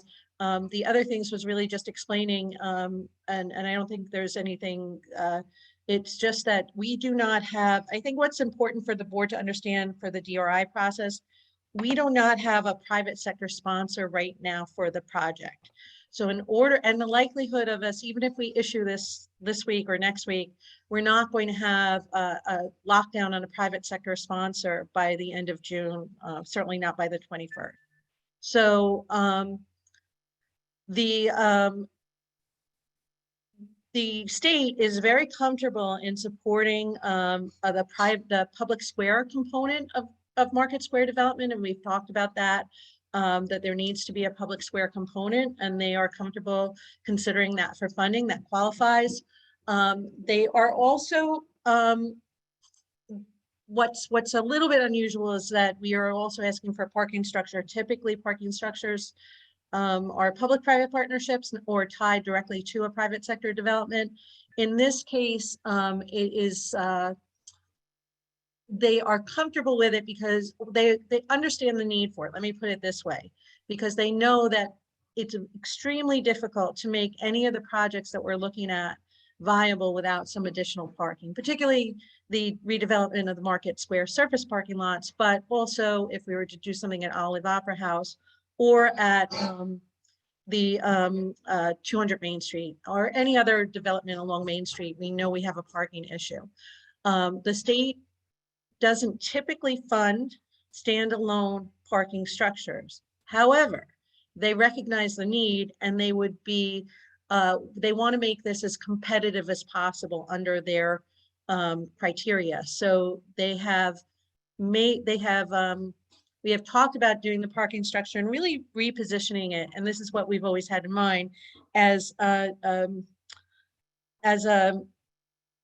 adaptive multimodal facility, so that over time, though we would design it with the intent that over time it may not always be a parking structure and it will evolve to more electric vehicle use and different types of modalities as part of our plans to become a greener Austin and follow the trends that are going to happen nationally, but also that space and more frequently parking structures are being built in a way so that they can ultimately become other used for other purposes. So in the design, we would incorporate certain features, higher ceilings, different things that we might not do if it was arranged going to be a parking structure in perpetuity, but all those things make it more competitive from the state point of view. They just don't want to see something that's going to become a dinosaur within the next short term. They want to see something that will evolve as our community evolves and as our modes of transportation evolve. And that really is not specific to the RFP as much as it is a new development in how the DRI committee or how the state will be able to fund these in the absence of having a private sector partner tied directly to the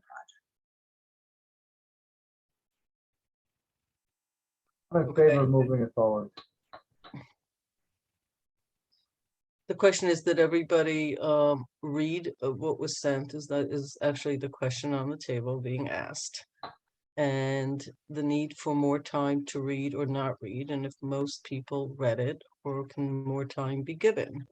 We all know that these RFPs go out, and we've seen this ourselves, and they then become, we're told they're not in stone, but they end up being in stone. And then people that take the RFP say, well, that's what you asked us for. So we do like to be a little more careful than some boards and even ourselves have been in the past. So, question on the table. Can this wait a few more days or next week? I suggested Friday. Did everybody read it? What does the majority board want to do? I think was the question on the table. I'm good. You're good. Dana White, I didn't hear what you said. You actually said something before, but then I think it was cut off. I read the previous version. I haven't had a chance to look at the changes that came in today. The changes, as I said, specified they gave greater specificity to the habitable space that's allowed to be built in the units, and it provided links to form-based closed and the drawings, which were not really legible. Some of the finer type on the renderings that we got from WXI were made larger. Those were the changes. The other things is we just alluded to the fact, and we did it very generally speaking. So what I just explained to you is not in the RFP. That's just something that I wanted the board to understand. So other than that, there really are no other changes to any of the conceptual requests for the RFQ. It's really an request for qualifications, not an RFP. Okay. Dana? Okay, then I mean, if you want, I don't want to pressure anybody. I just want to be clear that there was no great change. I just wanted to, it's a little bit of a complicated process working to make sure the projects get funded. And I just want to make sure everybody understands that side of it. But it does not dramatically impact the content or the original intent of the RFQ that was submitted to you guys Friday before last. So I just want you to understand that. Okay, so I'm gonna make a suggestion. We're gonna go to executive session. This is not a vote. It's directional. And somebody asked for more time. We shouldn't be pressured and then feel like, well, that's how it happens. So I read it. I happened to have a little break in the day today. But we could discuss an exec, because if we keep discussing the details of this, it becomes a little bit uncomfortable, because people that have to then apply for it can listen to this meeting and get all the information they need, and then they just feed us back what we just said. So the whole idea of RFPs and RFQs is to put it out in a public on a way that we agreed is what we're looking for, with the right numbers attached to it and all that. So it's a little bit tricky when you work in government. So I don't think it's the biggest deal in the world. We're going to go into exec. We can hear what some of the questions are, read it without taking the time to do it here. And if somebody needs another 48 hours, and that's doable, we'll take another 48 if a week can't be given. There's just a lot of work and a lot of projects for all people concerned. And I don't want somebody getting into it in about a week and saying, I asked for like a few more days, and that's why it didn't go. And I took my time out to sit and review it and give my input into it, which is what actually Trustee Quezada did. So let's discuss this later, because we're not voting on anything right now. As far as I can tell, we need to give direction here. Well, we will need to, before it's issued, we need to, the board will need to vote on a resolution to issue it. And we can have a special meeting with the majority, right? Right. Okay. Good. You can also do that in your exec tonight. Okay, which is why I just suggested it, which is why I thought we were discussing it. So we'll do it. We'll look at it then and pick this up, so we can see if we want to vote on it or call special meeting with a majority. Mayor, at the again, council. Mayor, and I don't want to interrupt that. Look, if No. it looks like the majority has, and I'm not going to oppose to that. Like I said, I read it, I browsed through. I was actually at work until about 6:30 this afternoon. When I got home, I didn't read in details. I don't doubt it. Everything that I had asked is there, because Okay. again, Karen and I went over in details, and she sent me an email with clarification. So I was okay with that. I did not read 100%. Okay, The so RFP that was sent out. So again, if the majority wants to move forward, I don't want to be the one who's stopping it. So I'd rather just go ahead and get it done now.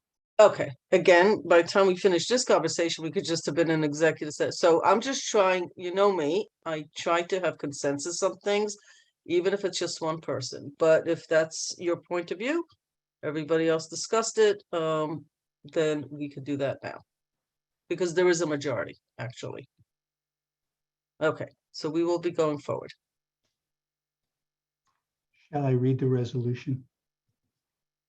Please do. Thank you. Authorizing the village manager to issue a request for site concept and developer qualifications, Market Square and parking lot redevelopment sites. Resolved that upon review by the Corporation Council, the village manager is authorized to issue a request for site concept and developer qualifications, Market Square and parking lot redevelopment sites. I have a motion, please. So moved. second, I'm not going to ask comments. We just went through that whole process. Martha? All those in favor? Aye. Aye. Opposed? Okay. Is there any new business of the board? Nope. Go ahead. Martha, I always appreciate your brevity, but at least 1 minute. Anybody else have anything to add? Board members? Okie dokie. Okay, is there anybody here from the public who would like to address the board tonight on issues not related to the agenda, but of relevance to the common good of the village? If so, please click on your virtual hand and we will bring you in. We have Mark Fry with his hand up. I'm going to bring him over. Sure.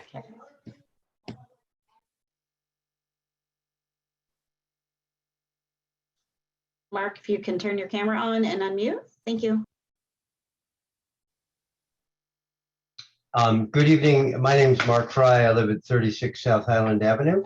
Mark, before you continue, I want to remind you per the agenda and our policy, there is a 3-minute opportunity to address, and Jamie Hoffman will let you know when you're near that. You haven't lost any, the clock hasn't started yet, not to worry. Okay. Just a reminder, okay? And I was going to ask, Let us know that as well, so. good. I was going to ask Madam Mayor, James Bennett is also on the line, and he had agreed to, since I've done a lot of study on this particular issue, to cede his time to me. Yeah, it doesn't work that way. You get 3 minutes, and if anybody else wants that, there is no seating and having people speak instead of, it just doesn't work that way.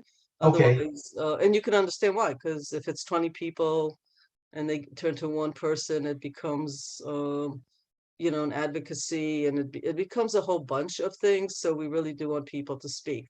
You get 3 minutes. You can, if you've written something, absolutely submit it so that it's on record.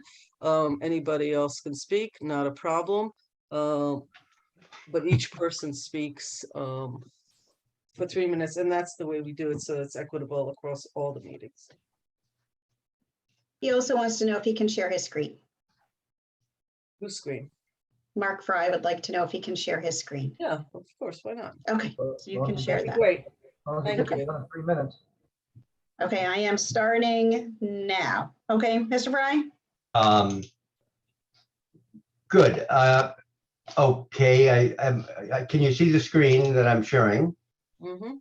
Okay, good. I'm here to talk about this Secor Road revitalization and the petition to amend the Village of Ossining zoning ordinance text, both of which were submitted 2 years ago and then were discussed at the work session on April 27th. The two items seem to be mixed together. In front of you, you can see the proposal that was put in by a team led by Pedro Silva, one of the property owners, to create 70 units along Secor Road. So that's a particular proposal that's also referred to in the Downtown Revitalization Initiative. It says Secor Road mixed-use development.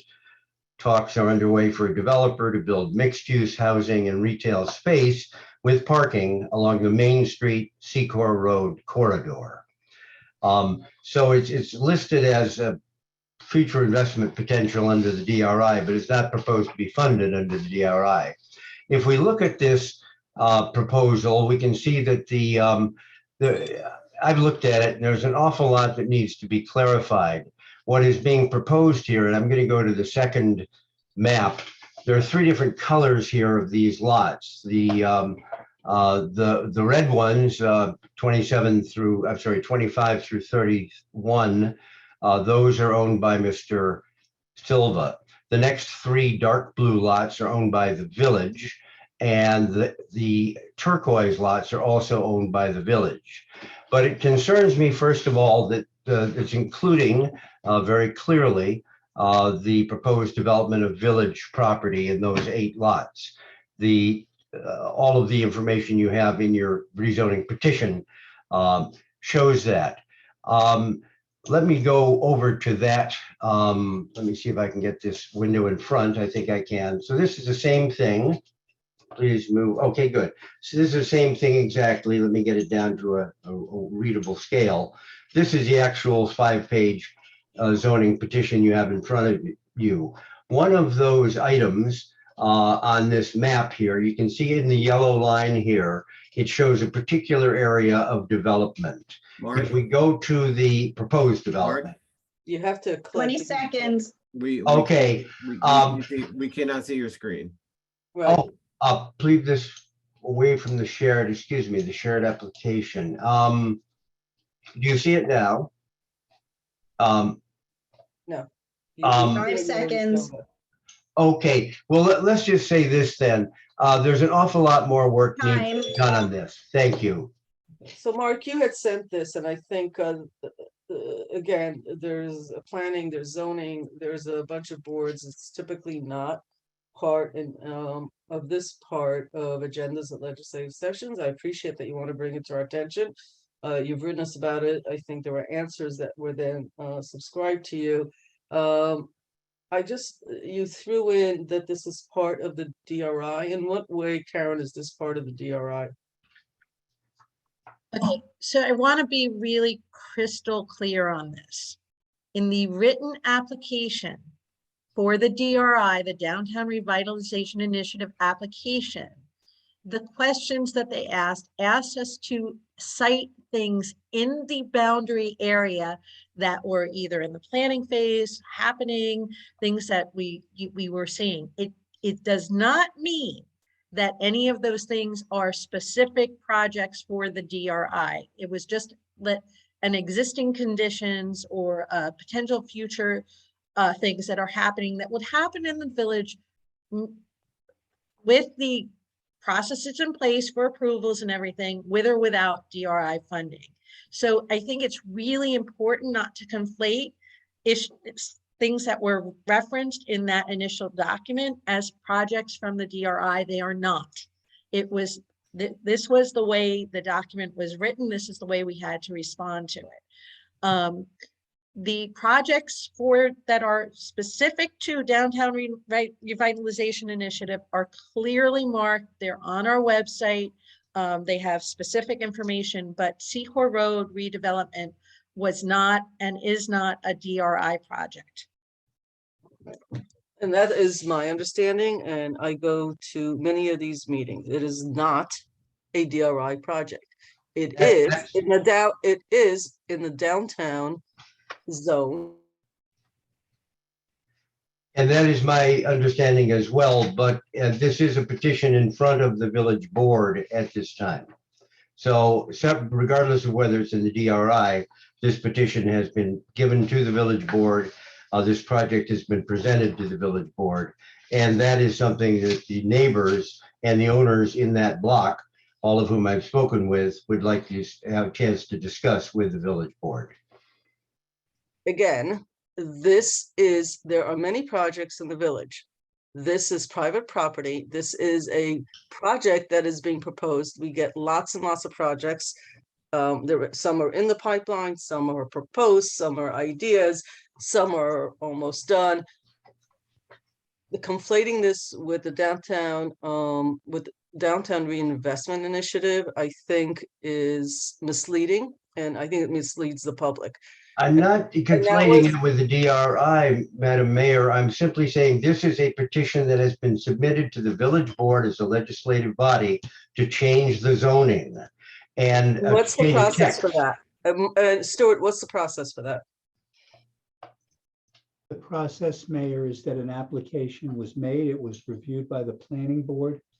It has come back to this board. You had a meeting and work session. It is now actually with the planner and land use council.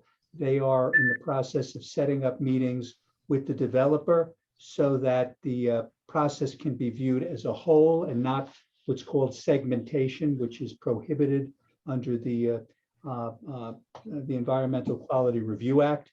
So at this point, the plans are with the planning department and with land use council, and to have a meeting with the applicant so that when it comes back to the board for the purpose of scheduling the public hearing, we all know exactly what the applicant is talking about.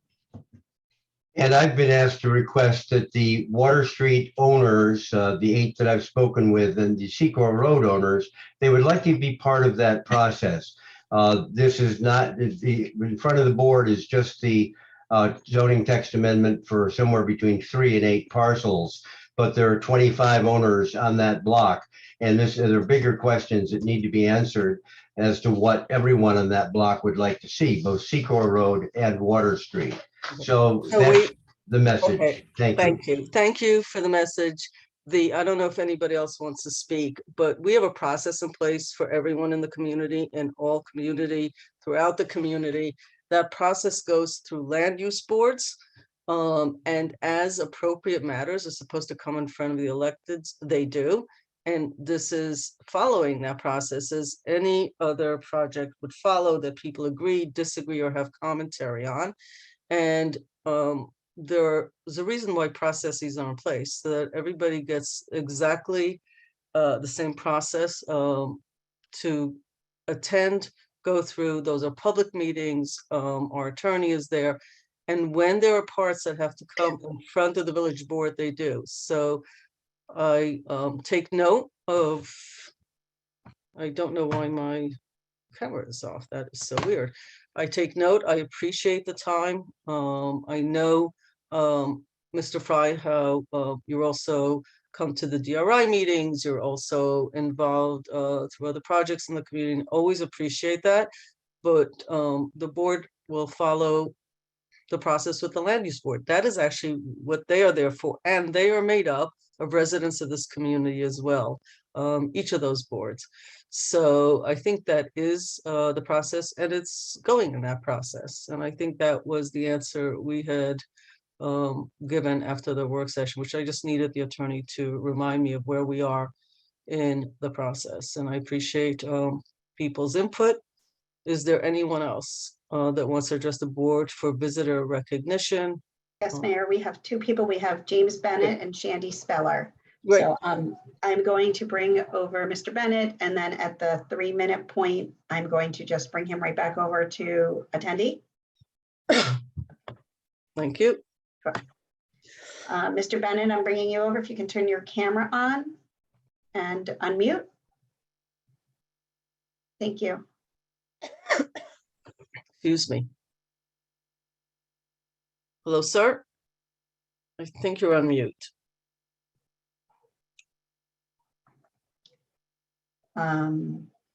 Mute. Are you saying you're mute? I see that he's muted and that his camera is off. All I see is a line. So do you Yeah. want to give him another minute and then we will switch him back out? No, let's give it a minute. Yeah, I'm wondering if he had his hand up from prior when Mr. Fry made the reference that he would take his piece of time. Okay. Well, we can also bring him back. Who's next? Okay, Shandy Speller, I just need to bring. Oh, wait. I see something there he happening. is. Oh, there he is. Almost. Can you hear me now? We Yes, can sir. hear you. We can't see you. We see some red line across this across your screen, but I've never that seen I- that one before. But Well, I don't okay. even. But I don't you even know know what? to do. That's okay. Just we hear you, and that's the Okay. important part. Okay, So thank you. we'll just let Jamie know to let you know when. I'm assuming you can see us, Mr. Bennett, correct? Yes, I can. Great, thank you. Welcome. If you can give Thank us you. your name and address, please. Yeah, James Bennett, 12 Water Street, Austin, New York. I'm a resident down here. I'm watching you guys and I'm talking about the CEQA process and the changing of the change, the possible changing of zoning. There was a project at 14 Water Street that seemed to got past no matter what complaints the neighbors made down here until it got to a point where it was almost untenable. So you guys had to actually scratch it. The people around in the area are paying attention to what's going on around and what's being developed around them. I know for a fact, if you build houses like you see up there on Secor Road right now and charge me the taxes you're charging me with a view of looking at the back of these buildings, I'm not leaving, but I will surely be very, very upset. Anyway, the process is going on. I'm paying attention. I'm watching. I'm listening. And I will continue to do so. Thank you. Point of clarity, not so much. We don't build. We're not building those things on Secret Road. That's private property. The developer and the builder who has done work before, and their residents also in Austining. It is their property, their building, and they are asking for things to be done. They may get what they want. They may not get what they want. They may build what they originally want. They may not build what they originally want. I don't know where it will end. But when people own private property, they go through the same process of all of the land use boards. We do have developers, and 14 Water was one of them, that came in with these huge requests. They actually were in front of this board, and this board actually said that is way out of line. And by the way, as a developer, please go through the land use boards and go through the process. So I'm shortening the journey, but that's essentially what happened. I want to be clear, the village is not building on Secor. The village is not building on 14 Water Street. The only property right now that's in the pipeline that involves the village directly is the affordable housing 109 units that was a DPW site that was owned by the village, and the village with the state and an approved developer by the state of New York, amongst many other entities, is the only item that the village is actually part of the building. Everything else is private property owned by individuals, some of whom are members of this community, some of whom are not, and they all have to go through the land use boards to move their projects forward, up, down, and it is part of the process for community to be involved, for the community and neighbors to go in front of the land use boards and be involved in the process as it affects them. So I appreciate your involvement, and I appreciate you watching what is happening and making sure that we are aware of it. But I do want to clarify the other pieces as well. Is there anybody else, Jamie? You said there was somebody else. I was trying to unmute. I'm going to bring Shandy Speller over. Sandy, Shandy, I apologize. When I bring you over, if you could please give your name, your address, and turn your camera on, that would be great. Thank you. We see you. Do you see us? Yes, I do. Great. Do you? Okay, great. Whenever Welcome. you're done introducing yourself, I'll begin the timer. Sure. My name is Shandy Speller and I live at 41 Secor Road. Sorry, I mispronounced your name. Mm-hmm.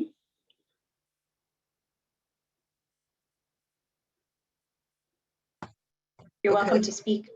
Okay, thank you. Yeah. So the reason why I requested to speak tonight about this topic of the Secor Road development is mainly because not as a community member, as a homeowner, having any idea or conversation about what was being developed. And I thought when, and you can correct me if I'm wrong, that when, you know, something is proposed that, you know, people that live in that community, in that neighborhood would be part of the discussion about whether or not this type of project is something that would, they think is a good idea. The other thing is finding out that the proposal was made in 2019. And then again, as well as, and again, not knowing if this is the same proposal, a different proposal, a new proposal, whether or not any effort was made for neighborhood, community people, Secor Road, Water Street, Lower Main Street, if people were brought into the process to talk about whether or not this was something that was appropriate for the neighborhood. Thank you. So again, not to be specific, but we get proposals. They last 10 years. They come at us 15 different ways. The developer wants to put 180 units on 100 square feet. And I'm not exaggerating when I say that. They're just going to build up according to them. We sit there saying, well, it is your property, but I got to tell you, it doesn't sound like that's going to work based on our codes. So the first blush is to look at code and say, are you even allowed to do this kind of work? What would it take? Blah, blah, blah. You know, it's somebody's property. And then there is a process where members of the community, could be neighbors, could be people who own businesses, could be just people who happen to go by there a lot, could be, you know, anybody in the community. There's a time, place as the process goes, but some of these projects come back at us 3, 4, 5. I don't know if I could tell you the one that has the most iterations that keep coming back and coming back. It starts this way, it starts that way, it's round, then it's square, then it's high, then it's low, then it's underground, then there's this. because at each iteration, some land use requirements will tell the developer, the builder, the owner, however you want to call the individuals, hey, I want to make this change or that. At some point, it triggers community notifications, it triggers involvement, but there are many projects. There are projects I never see, and I'll hear about them because they go to the village manager who tells them that's not in our code, don't even bother. So there's lots of iterations of a project. That is not unusual. And some make it to the board and some don't. Some are small and some are huge, and some go bankrupt before they even get it, off the ground. And some are done by very major developers who bought land here in the 1970s or 90s. So they really do go the gamut. So I want to make that clear. And at each iteration, it isn't a notification. There's a place where it triggers notification to neighbors or within a certain part of the community. And that is also the part of the lawyers, and it is also the part of the land use boards and the zoning and planning department, depending on what's involved in it. Is it a rehab? Is it somebody that just wants height or depth or density? Is it low-income housing? Is it luxury apartments, and what does that involve, et cetera, et cetera. So it follows sort of infinite iterations over, some done quickly, some they follow code and they get it done, and some go around in circles for a long time before we get something, or the land use boards, not necessarily us, get something that is doable and manageable, and then that triggers sort of the next steps. Then they go to environmental analysis, and that triggers a whole bunch of set of events. And so the processes are iterative. It's not a one-time thing. And that's very typical that projects take, I'm usually told by a developer, the projects take 3 to 5 years because of the many iterations. So that's more of an explanation of some of the stuff.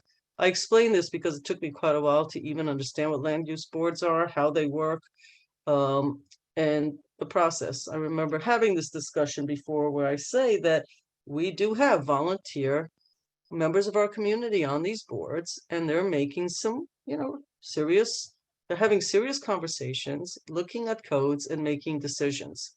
Dana White has once said at a public meeting, she thinks that those boards make some of the most serious and longest lasting decisions of any of our committees, maybe except for the Board of Trustees who pass legislation. And I think there's a lot of truth to that. And so I wanted to also, just for the public record, say that it's not that drawings are put forth and it's a yes/no vote. It's multiple iterations that go through the process. I described in as succinctly as I could, to be honest with you. We have 2 more people with their hands up. Okay, I didn't see that. Sorry. Thanks for bringing That's that. okay. Yeah.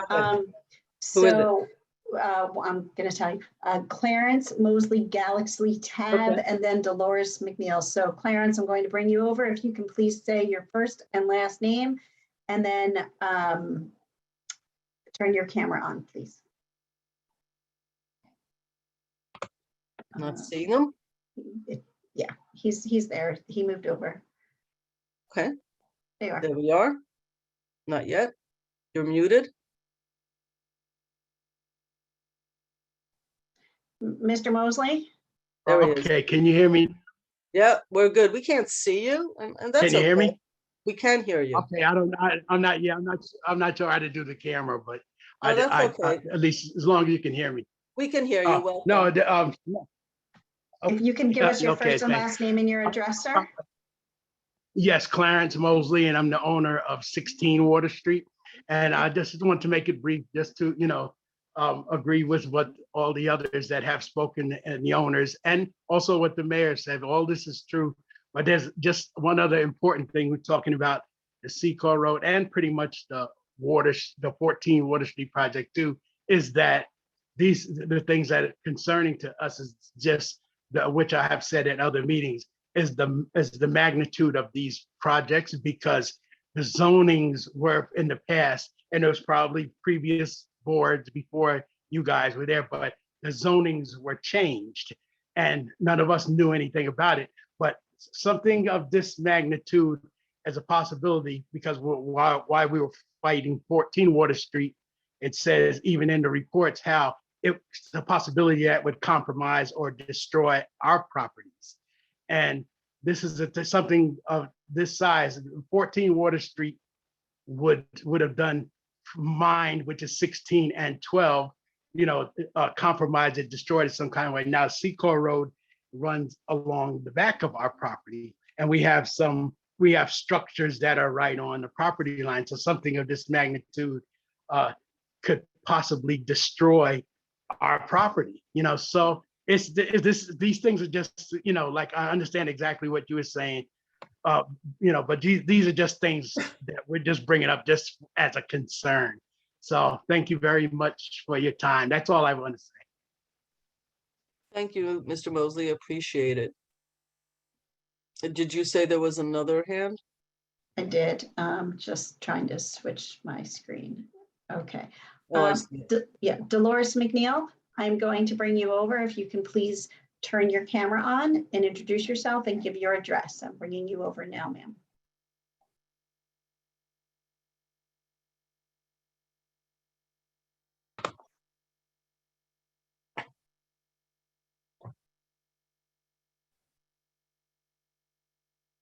You're still on mute. There you are. Nice to see you. Welcome. Good evening, everyone. My name is Dolores McNeil, 39 Secor Road here in Ossining. And I'm just want to ask I guess one question or just speak on it, because I'm in a totally agreement with my neighbors and the other owners that are on Secor Road and in Water Street. The plans that we did see, I guess, from the owner of that purchased the property, the vacant houses, the plans that we saw, it also included village-owned property. And that is one of a concern of ours, because it would border directly right up what the plans that we're seeing, it would border directly on our property and the surrounding other properties. And so I heard you say that would be something that the land, correct me if I'm wrong, the land. There are land use boards, zoning, planning, historic, and not on a recommendation basis. Okay, but if they. Yeah, see the okay. environmental, if there are environmental issues, yes. And I'll answer your questions at the end, because this is actually not supposed to be a conversation. It's actually residents of our community informing us of their concerns. Okay, well, yes, that's definitely a concern. Like I said, in the plans that we're seeing that they're going to purchase all the Ossining owned property in this area. And that is definitely a concern that will definitely affect every resident that live in this area. Thank you. Appreciate it. I can't tell which version of what you've seen, even if I saw you shared. I've seen so many different versions, but I'll let our attorneys and the land use boards look at that. I will say that owners like yourselves, but owners of that property, make proposals. And we're looking at a proposal, and that is literally what it is, a proposal. The village is not sold, leased, or anything. It may or may not, and that's going to be where we want input, but you're looking at a proposal.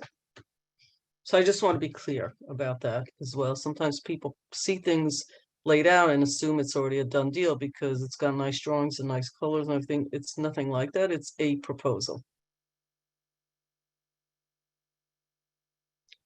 Okay, I hope I answered some of your questions well about the land use, all of which are also on the website. If you want more information, it's there. Any more hands? Because I don't see any. There was, Mr. Bennett had raised his hand again, but he's already spoken, and we only give one opportunity during visitor recognition. So he has since put his hand down. Did you want to give a last call? I think I'm not seeing any, so I think it's good. Okay.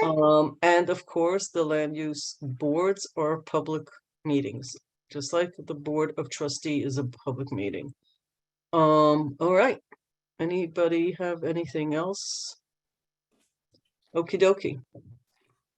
I think we're ready for adjournment, and I apologize for my coffee, not feeling at my 100%. Thinking it's allergies and not the anything more serious than that. So I'm sorry if I We coughed. do have somebody else who wants to speak who's on the phone. I Yeah, can- there's, So- yeah, I can see that now. So it says Let I me just just put it received. in the. So Q&A. Diane Okay. McNeil would like to speak. Oh, I see. Dolores, No. can you please put into the chat what the first three digits are of the phone number? So that I can pick, because there's more than one person on the phone. Dolores. Got it. Thank you. All right, I'm going to bring Diane McNeil over. I am not able to promote you to a panelist since you are just a On the phone number phone. here. Yeah, So you're coming over now. we can, if And you she take just a needs to unmute. unmute, we'll be able to hear you. Thank you, Diane. And then I'm going to time you once you've introduced yourself. And given your address, of course. You're still muted. Can you hear me now? Yes, ma'am. If you can please introduce yourself and. Yes, hi, I'm Diane McNeil, owner of 39 Secor Road. I'm sorry I'm having so much difficulty because I'm out of state, but I just wanted to reiterate everything that has been said by our neighbors and other concerned community members, that we are hoping and trusting that all of these boards will be looking out for the best interests of those in the community, realizing that this is an old community with families that have been here for many, many years. My family has owned that property over 35 years. We've worked in this community. We've supported this community. We've gone through the school districts in this community. And we're just hoping that as you look through, I know there's no final decision, but as you're thinking about it, that you keep in mind the type of community this has been for us, and that you will ensure that our properties are safe, that we our parking, which is terrible, is still made available to us, and that whatever is built is comparable to what's currently in our neighborhood. We know that change has to take place. Those buildings have been in those conditions since being purchased by this individual. The original owners who lived there tried their best to upkeep their properties, but when they were purchased by this individual, they were not required, it seems, to even attempt to fix those buildings up. So we are hoping that as you go through this process, all these boards will keep this community in mind and do what's best for all of us. Thank you for listening. Thank you. Thank you for joining us tonight with that. I'm sorry. We have one more person, Aaron Moore. I'm going to bring you over. If you can please turn on your camera, introduce yourself, and give your address. You're coming over now. Takes a moment. Okay, I can see you now.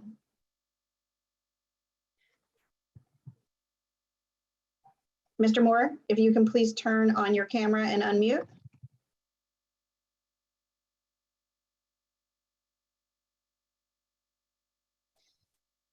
Aaron Moore.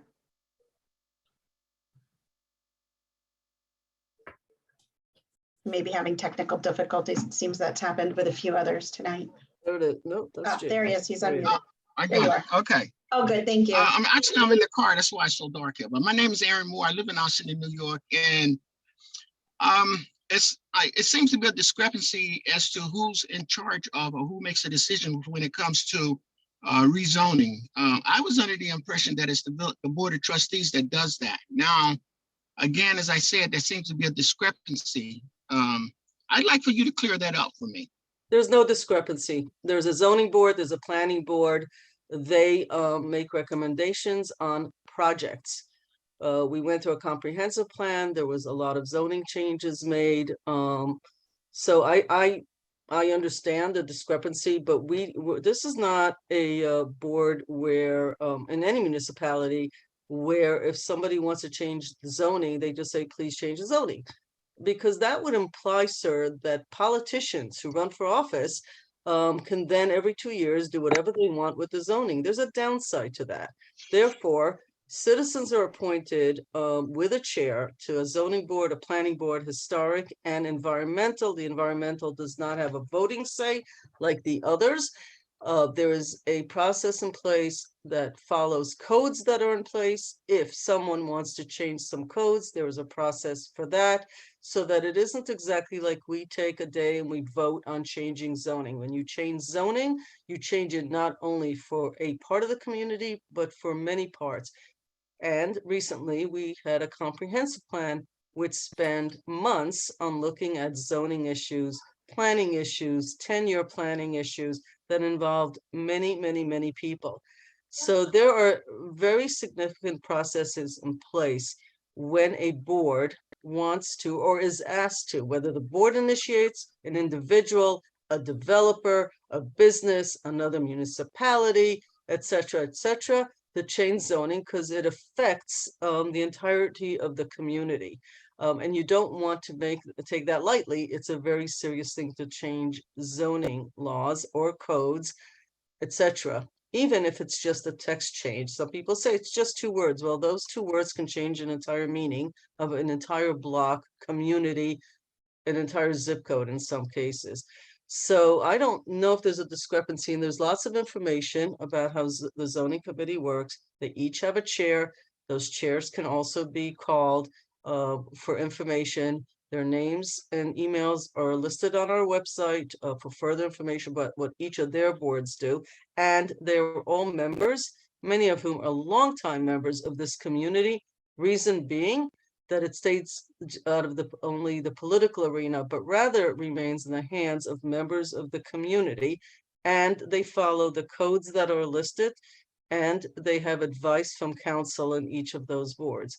So that's how, in the overall view, is how I would describe zoning, all the land use boards, zoning, planning, and historical, because there's a lot of historical areas, and the Environmental Advisory Council, which functions as an advisory council on environmental issues, which in Ossining, there are many, because so much of our community sits sort of on a side of a cliff, if you will, right down to the Hudson River. So environmental issues do come into play. So I hope that helps a bit. And I appreciate, all the questions that are being asked. And I hope that there's some clarification, and the board does hear you, that what people do around your properties affects you. That's the case for everybody. Anything that somebody does next to you, above you, below you, oftentimes does affect you. And so throughout our community, so I appreciate the input. It's taken seriously. Our role in government is to make sure that all residents are being heard. Thank you, Mayor. Thanks. So we Thank have you, Mr. Moore. Mr. Moore, I'm going to bring you back over. So I can tell you there is one more person with their hand up. It is Mr. Fry, and unfortunately I can't give him the time to Mr. speak. Fry, I'm going to make it clear as a rule. These moments are for the public to bring any topic of any kind.